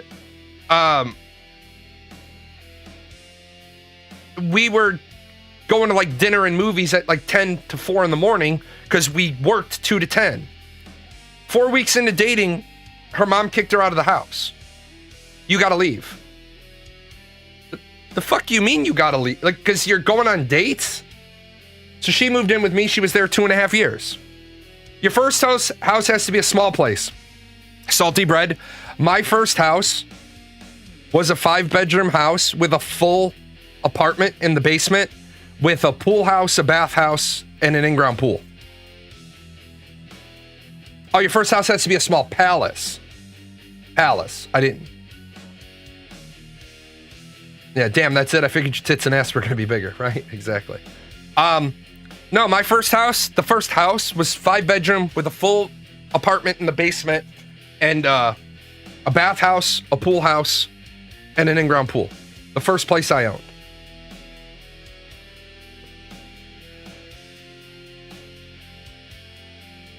First thing I learned about people is don't buy a big house to help your friends have a place to live. I was kind of happy when I had to sell that place. Not saying I didn't make a fuck ton of money off of my friends, but I mean, I was getting $2,700 a month. No. That second house. She saw my second house. She saw my house south side on the college. My first house was I didn't date while I had my first house. My first house, I was all business all the time. Because as they say,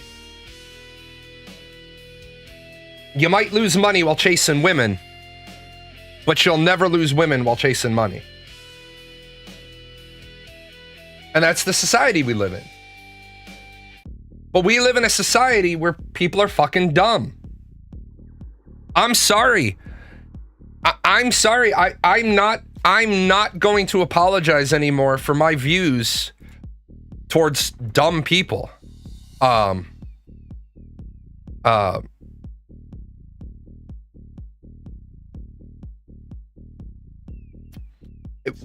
We tolerate, like, we reward mediocre. We literally reward mediocre now. We don't want people to go too far or run too fast. We, like, my kids, and I got on my kids' ass. My kids are a collection of his, hers, takens, fosters. Melly Umpkin made fun of the stripper once. The stripper was 13, I think. Melly Umpkin would have been 7. If you clip the perfect quote, always send me the links for good quotes. Anyway, the girls brought home their report cards. And my rule was, if you get all A's, I owe you an incentive. And if you're not going to have all A's on report card day, you better have told me why you're not going to have all A's. Well, Melly Umpkin comes running in the house, has all A's. She shows me her all A's. And I was like, okay. The stripper, I call her that now. I didn't call her that then. She came in and she was upset. She had C's and B's. She shows me her report card. I gave her a high five. I was like, good job, man. And she was like, what do you mean? I was like, you can barely read. She was a foster. You can barely fucking read. You can't read at grade level yet. If you have all B's and C's, being deficient in reading, that's a high five. Well, her sister, Melly Umpkin, snatched her report card, saw her grades and said, you're fucking stupid. And I said, go to your room. I'll get to you later. And so I talked to my kid. I was like, you're not stupid. Stupid would be giving up because you read for... You're a seventh grader and you're reading at 3rd grade level. Being stupid would be giving up. And I said, let's go. She says, where are we going? I was like, you got B's and C's. Time to get you an incentive. What do you want? So I got home and my other one was mad. Because she said, well, she got an incentive because she had B's and C's. I said she did, because that's the best she could do. That's education. Education is doing the best you can do. Now, I don't want to hear the best you could do when it's dentist school or medical school. There are people who should go no-go. They're in their profession. But there's other people that, you know, they're going to learn. Believe it or not, the French are protesting again. But I'm lit tired. So have a nap and then protest some more.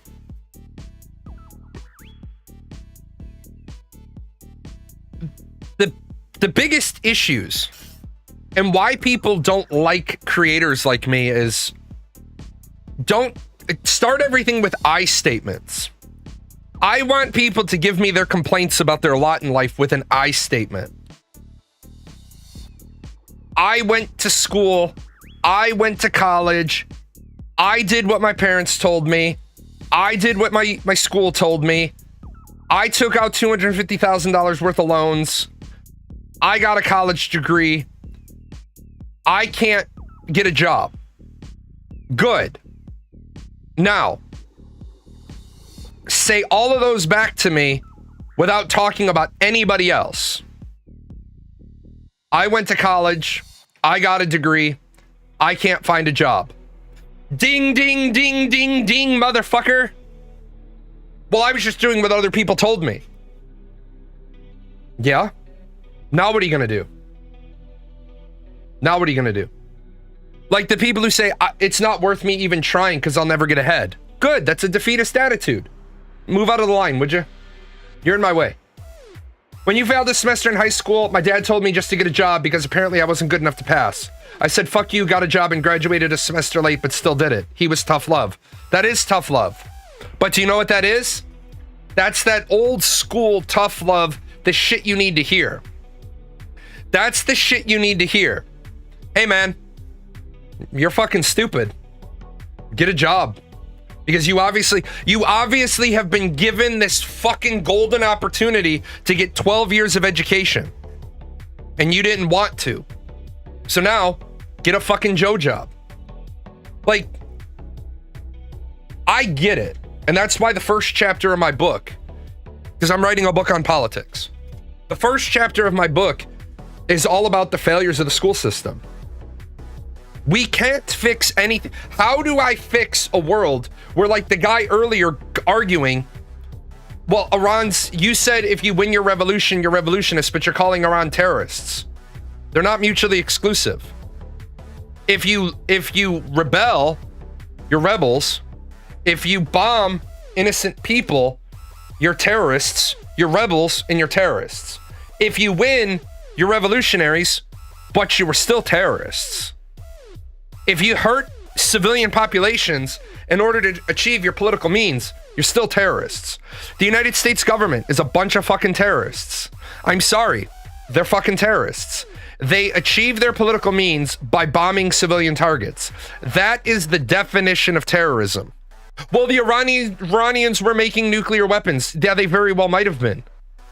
But unfortunately, there is one more step in the process between enriching uranium and turning it into a weapon. If it's in the fucking power plant, it might be weapons grade plutonium, but it's also powering the reactor. What are they using it for? Now, how would I deal with Iran? The same way I would have dealt with North Korea. It's like, I mentioned the North Korea deal once and somebody was like, well, you know that we gave them heavy fuel oil. What the fuck do you think heavy fuel oil is? He's like, it's needed to enrich uranium. No, dumbass. Heavy fuel oil is the shit that you burn after you've processed petroleum into everything else. It's heating oil. It is literally heavy oil is you have stripped every other petroleum oil or lubricant product out of it. It still burns. It burns dirty as fuck, but it burns for energy. It's like when you've got a person, if you've got a carpenter, you've got a carpenter friend. I loved having carpenter friends when I had a fireplace. I would always say to them, they'd be like, oh, this weekend I'm going to be making cabinets. Hey, can I come sweep up your garage Saturday and Sunday night? Yeah. So I'd sweep up their garage because I wanted the fucking sawdust. Why did I want the sawdust? Because sawdust works really well for starting fires. Wood shavings start really well for starting fires. So I would just take it and put that shit in a coffee can. I'd a Folgers coffee can. Take a couple of logs, right? I don't want to be burning newspaper. So take a couple of logs, sawdust, and fucking wood shavings, split one of the logs open, fill it in with that shit, match, go. Here we go. Good to go. Like, it's heavy oil is just leftover shit that still burns. Well, North Korea needed it to enrich uranium. North Korea needed an energy source. And unfortunately, burning trees doesn't generate enough fucking energy to do what they needed. I mean, if they had enough trees and enough furnaces, they could generate enough power. But we needed to fucking give them electricity. Electricity doesn't come from heavy oil. You're going to be fucking amazed when you find out about coal reactors, aren't you? And that's the problem. People want to study one sliver. People want to study, like, they want to judge everything from one data point. Like, look, stand on a data point and evaluate everything from one data point. And I'll show you a fucking fucked up analysis. Is the United States morally good? No, we're not morally good. Are people in the United States morally good? Yes. Is our country moral? No. Don't cargo ships also use heavy oil? Yeah.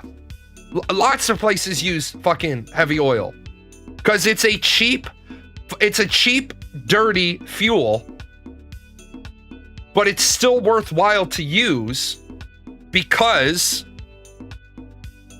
you got to use it for something. Otherwise, you're just going to dispose of it. Now, would I like to get off of burning fossil fuels for power on this planet? Sure. Are we at the point where you can put fucking solar panels on a boat? Not yet. I'll be right back.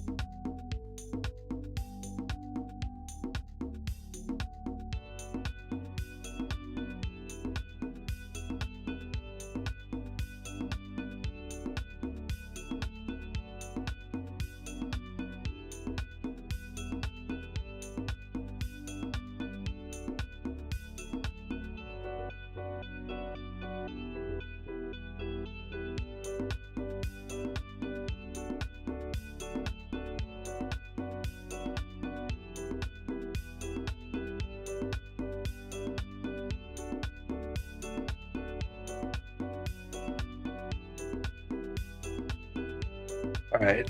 So I think the other problem is people don't want to read. And how can we fix the legal system when people can't read? How do we fix the legal system when people don't want to read? Like, if you really think about this for a second, and I mean really tax your noodle.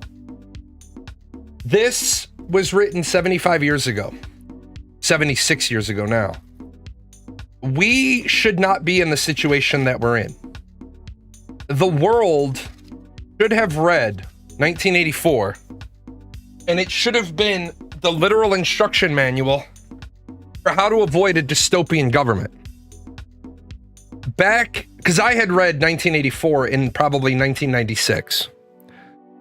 Back when 9/11 happened, and everybody was celebrating Guantanamo Bay. And I don't mean everybody celebrated Guantanamo Bay, but there were a lot of people that celebrated Guantanamo Bay and rounding up the terrorists and torture. We got to get information. Do you know that torture has been proven for centuries that torture does not work? We know for a fact torture does not work.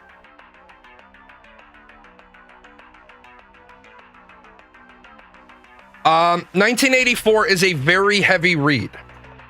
1984, like here,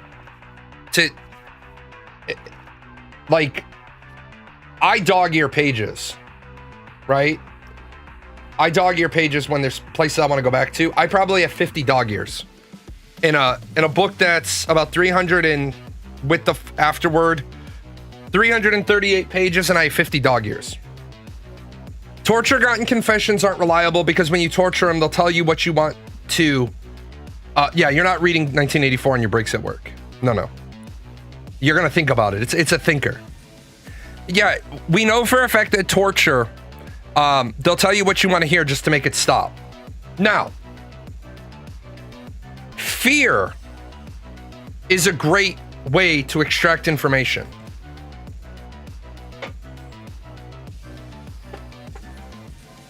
Fear as a tool is a great way to extract information.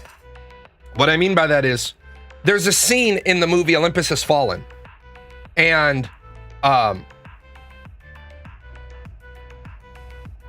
in Olympus Has Fallen, Mike Banning has two people tied up, and he's got to extract information out of them. So he literally takes his knife and he shoves it up through the chin of a guy and kills him. Well, guess what? The second guy is going to tell you anything you fucking want to know. That right there is brutal, and I don't condone it, except in very, very small circumstances. Fear is a tool that can extract information. But we have these guys down at fucking Guantanamo Bay for 5 years, 6 years, 8 years. Let me tell you something about let me say this, and everybody could have learned this from Crusader Kings 3. It's once again a what could you have taught the world with the Crusader Kings 3 thing. In Crusader Kings 3, if you leave somebody in your dungeon for too long, and then you let them out, they immediately pop up on your screen and it says this person has become your rival. Reason? They rotted in your dungeon. You got to arrest some people. You got to do some next level criminal level shit to get information to save people's lives. We're going to have to be on a case by case basis. I'm not going to say it's okay to do. I'm going to say it might be okay to do. 95% of the information that came out of Guantanamo Bay was completely useless shit. You read 1984, George L. Orwell told us this shit in 1949. When Big Brother would arrest people, very quickly, all of their neighbors, all of their friends, all of their family would also get arrested. Because the first person arrested doesn't know what to say, so that person begins to say every little thing they know until eventually you've arrested the whole circle. That might be 5,000 people, but you've eventually arrested the entire population. What are you going to do? Kill all 5,000? I think what really scares me about people is remember I said a couple of shows ago, it sucks that people are so simple-minded that they can't learn to operate on a global clock, because they literally can't break the mentality of my kids go to school at noon and get home at 8 because we're operating on a world clock. Well, my kids can't go to school at noon because because it will be the middle of the day, then they'd be walking home at night. No, dumbass. Because if we're on a global clock, then noon is sunrise. Noon can't be sunrise. The sunrise is at... Shut the fuck up, you're simple. Shut the fuck up, you're simple-minded. There used to be a time when there wasn't fucking time the way we think of it. Yeah, so-and-so sped on the sidewalk at 3 p.m. as a teenager. Like, my... people laugh, but when I used to go to foreign countries, the first 2 to 3 weeks, when I'd be in a foreign country, people would laugh. I'd put a mouthpiece in. Like, I'd wear a mouthpiece all the time. If I was going off base, off post, if I was going on the local economy, I would put a mouthpiece in. Because I spit fairly often. And when I'm in another country, I recognize that not only is spitting considered rude, but in some countries, it's a crime. So my friends would laugh, my colleagues would laugh, because we'd be going off base. I'd pull my bit out and I'd put my bit in, and they would be, you find it right. You find it insanely disgusting. But when I tell you the reason why you constantly see me drinking is my gums constantly bleed. I have very, very Irish teeth. My gums are bleeding all the time. So I constantly have blood in my mouth. I'm fucking President Snow from all the poison. So when I go to another country, I put my mouthpiece in to remind me, don't spit. And after 2 to 3 weeks of being there, my brain is like, okay, genius, carry a water bottle and just swallow. The problem here is that people can't adapt. We want to judge everybody by our standards.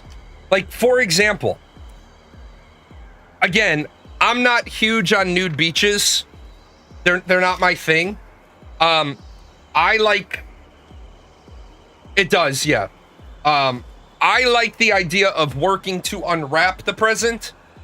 I find the present to be less valuable than the unwrapping. I like the chase, not the kill. I like the chase, not the kill. Nude beaches aren't my thing. But I don't have a fucking problem with them.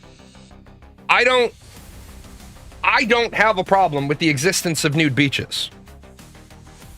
I also don't have a problem with the existence of topless pools in parts of New Orleans. I don't have a problem with them. Am I going to book my hotel stay at a pool that's a topless pool? No, I am not. Do I have a problem with them? No. Why? Because it doesn't affect me. But when Karen has a problem with them, so she protests, no, we don't have nude beaches, we have nude pools. I don't think we have any nude beaches. We have nude pools. Let me do a real quick check.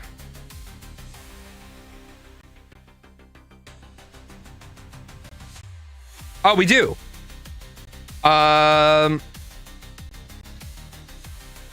Miami, Miami, Florida, Baker Beach. Yeah, we have a few. But they're not nude beaches, they're clothing optional beaches. Little different. I think the problem is that, yeah, if you aren't the customer base, don't buy in or go. Simple as that. Exactly. Like, for example, am I against the idea of porn shops? No. I'm not against the idea of porn shops. Am I a customer of porn shops? No. At the same time, do I want a porn shop moving in right next to the Catholic Church? No. Who was there first? I think, out of respect for people's religion, if a church gets a permit to be built, then within a 3-block radius of that church, no fucking porn shops, strip clubs of that should be allowed to be built. But if the porn shop or the strip club already exists, then no church should be allowed to move in within 3 blocks of that location. We live in a world where people think their morality overrides somebody else's morality. For example, I make the joke with my 26-year-old, my 24-year-old. What the fuck old is she? 24. I make the joke with her all the time. She beats herself up because she became a stripper. She did what she needed to survive. And I said, you shouldn't be ashamed because you did what you needed to do to survive instead of becoming a statistic that just became a welfare baby. I said, you choose you choose how to tell your kids, or if you never tell your kids. But the only thing about you being a stripper is if you ever go back to stripping, that will never be take dad to work day, like ever. Like, and she laughs. I think she's happy. She knows that I'm proud of her as a person, even if I don't necessarily agree with her choices in life. I'm proud of her as a person. You did what you had to do. You survived. Karen, you're just mad, not at the existence of strip clubs. You're just mad because I've seen your high school photo and you never would have had a job there. Unless it was a plumper's strip club and they wanted the fat chicks. Karen, you're mad that your husband would rather go to the strip club and give a third of his paycheck away to Destiny than you. Maybe if you had a better home life, your married husband wouldn't be going to the strip club. The Dispensary Cafe opened up beside a synagogue in LA, and a certain group went haywire, as they should. If a synagogue already existed there, then debasement and debauchery related activities shouldn't be near that. So a dispensary should not be allowed within 3 blocks of an established synagogue. At the same time, you should have parts of your commercial sector designated as can't be overlapped by a religious institution. Yes, that's the same ex-wife of the now dead Marine. And I think that's what people have a hard time accepting. Look, I don't frequent strip clubs. Long time ago in a land far away, people asked me to, I want you to rationalize this thought. People that were my friends wanted me to convert one of my bars to a topless bar. Females who were my friends wanted, yeah, he died. Idiot was riding a motorcycle with no helmet. He deserved what he got. My female friends who were strippers wanted me to open a strip club or a topless bar. And I entertained the idea for a while. Not because I wanted to see my friends topless, because I probably would have never gone in there. I would have just hired a manager. But I entertained the idea for a while until I realized it really wouldn't have been that respectful given where my 3 locations were. Well, one of the locations was off the table because it was a pub. The one that would have been the best location was not really a place that a topless bar should go in. But if it had been the right location and it had been a moneymaker, would have done it. Why? Create jobs for my friends, create job security, create a safe environment for them to work. I would have absolutely done that. Where we have the problem is everybody has taken it upon themselves to tell everybody else what they can and cannot like. Like, I personally hate it when I get introduced to somebody. Like, oh, Jay, yeah, this is my boyfriend. Stop. Does the boyfriend have a name? Well, yeah, I was getting there. Then put their fucking name in front of the boyfriend. That's always been a thing. This is not Sally. This is not my girlfriend, Sally. This is Sally. Oh, how do you two know each other? Oh, she's my girlfriend. Oh, holy shit, you mean she's a fucking person? Before she's the relationship to you? I used to laugh. I never introduced my significant others as their relationship to me. There's some breaking news about Charlie Kirk. What is it?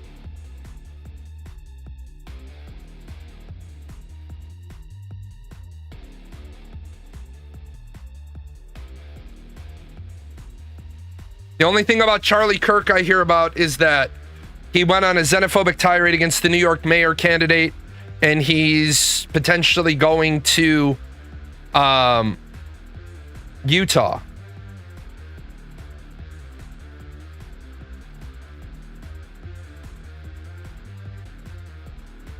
Charlie Kirk has been shot at a Utah event.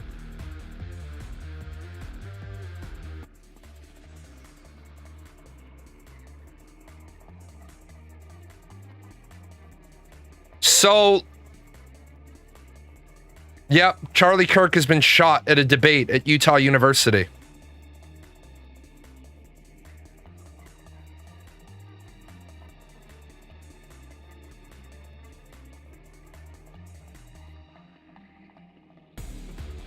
We'll be here's the thing. Yeah, the University of Utah, I believe. UVA, Utah Valley University. Here's the thing. A lot of people don't like Charlie Kirk. If you don't like a person so much that you choose to take away their ability to speak, you just validated everything they said. That's called making them a martyr. If you don't like Charlie Kirk, if you don't like Ben Shapiro, if you don't like Jordan Peterson, you beat them here. You beat them here. If you kill them, you make them a martyr. I find Charlie Kirk entertaining. I really hate his video editing team. Because I don't like chicken shit cowards that hide behind a video editor to make their positions look stronger. I have no problem, like, somebody made fun of me, they're like, you stutter. Yeah, no shit, I stutter. And if the only thing you have to say about me is my stutter, then I've already beaten every one of your arguments that you ever have. One person tried to use my autism against me. You have Asperger's syndrome. And what? Which means every moment from this point on, since you chose to highlight that, it means every time I beat you from this point on, you got beat by a stuttering autistic. Congratulations. If you're calling me out on the two of the several flaws I have, so you just got beat by a stuttering autistic, what the fuck does that make you? Sometimes he makes good points, sometimes he doesn't, he looks like an asshole. But I don't think he makes bad points. I think, like most people, he gets baited. And because he lives in a social media world, no answer isn't an acceptable answer. It's like when people come in here and they try to set up, like the guy earlier, you're trying to dictate the terms of this fictional scenario. Okay, I choose to not play your game. Watch this. I concede that in your outside of 3 standard deviations bullshit scenario, you're correct. Now let's bring it into something that happens more than 0.01% of the time. And they never can. I don't think Charlie Kirk, Ben Shapiro, Jordan Peterson are all that impressive when they have to speak impromptu. I think those individuals are on point when they speak on topics they've researched. Ben Shapiro, out of all of them, engages in the most gish gallop out of all of them. Ben Shapiro will hear a point, he'll jump all over it on like 9 factoids, and then he'll be like, well, I agree with most of what you're saying, but don't you think? Be like, hold up a second, man. I'm not playing your game. Like, Ben Shapiro shut down an entire black assembly because his point was, why are black people killing black people in record numbers since the civil rights movement? Why is single black motherhood gone up when everybody else in the United States has gone down? Is America more racist today than it was in the 1960s? And if so, how did that happen? And what he did was he sandwiched that question in between two really negative factoids, the question about America being more racist, and then 2 more factoids. Is America more racist today than it has been in any other part of American history? No. Not white on black racism. But if we're talking about all racism, America is racist as fuck.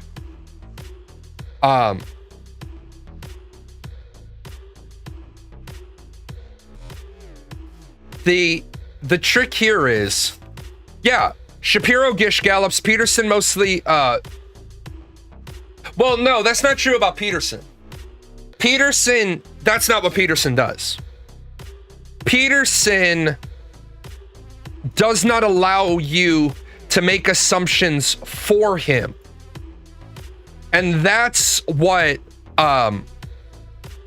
he does talk at length, absolutely. Well, that's not even true either, because where Jordan Peterson really excels is on timed panels. So I don't think that's right to say he speaks at length, because he does a lot of thing at timed panels where his amount of time to answer is limited. What Jordan Peterson doesn't allow is he doesn't allow you to enter a fact that's false and then build the narrative on that. Like, well, we need to talk about the wage pay gap at the CEO level.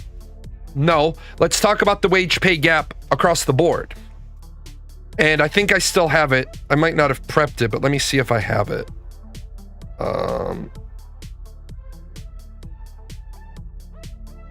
Yeah, I do. So, unfortunately, we have this really bad habit in America of people moving past an important point. Well, right. He talks at length when he's the speaker. I think that's where you're unfairly applying a standard to him. He is the subject matter. I think you can't say he does lately. Well, how many timed panels has he done lately? And therein lies the important part. You can't say he doesn't do X lately if he hasn't been doing timed panels lately. That's just the nature of it. That doesn't wipe away that when he's on a timed panel, he does very good with it. But this is where Jordan Peterson doesn't allow the stupid to go through. This is right here where somebody thinks that this is a gotcha moment. Firefighters are 96% males and they make $46,000. Receptionists are 95% female, average salary $35,000. This in no way, shape, or form has anything the fuck to do with the wage gap. The wage gap only applies when we box this in. All I care about is the 4% of female firefighters. Is their average salary $46,870? That's all the fuck I care about talking about the wage gap. Now, when we dive into that, you're going to find that the average female firefighter salary is not $46,870. And that is also not... Okay, but those are the ones I tap into most of the... Okay, so then Wolfagar, as always, you're not going to like me when I say this. Then you need to go look at all of Jordan Peterson's work, not just the ones that are convenient for you to look at, because you only looking at what's convenient for you in no way, shape, or form disproves the fact that when Jordan Peterson is on a clock, he decimates his opponents. You're watching content where Jordan Peterson talks a lot. Okay? On this show, I do 100% of the verbal talking. Because that's how this show is designed. But when I'm on like the gold one, and I'm not doing any collaborating anytime soon, but when I was on the Golden Feather, I deliberately tried to shut the fuck up. Like, ask me a question, I'll answer. I'll try to pivot it to the person who hasn't been asking questions. You know what I'm saying? Like the comment one prior. No, it's not speaking at length. It's speaking at length but saying nothing. No, that's not entirely accurate. Because show me a time where Jordan Peterson doesn't engage in economy of words. If you're going to say that about Jordan Peterson, I'm going to need very non-clipped examples. I'm going to need an example of like an entire episode, because I have never known Jordan Peterson to speak much but say little. I have never experienced that about him. I have experienced that sometimes he does the Bugs Bunny and he goes down a rabbit hole and we have taken 2 left turns and end up in Albuquerque. But yes, Charlie Kirk just got shot in Utah. I haven't known Jordan Peterson to not engage in an economy of words. So I'm gonna need a pointed look at that. Because I've not known him to engage in just speaking for the sake of speaking. I've known him to not talk to the point at hand, because he won't allow something like this. He won't allow the speaker to present this and then say, but you're not talking about his Sam Harris debate. I probably have. I'll put it on the list of things to look at again.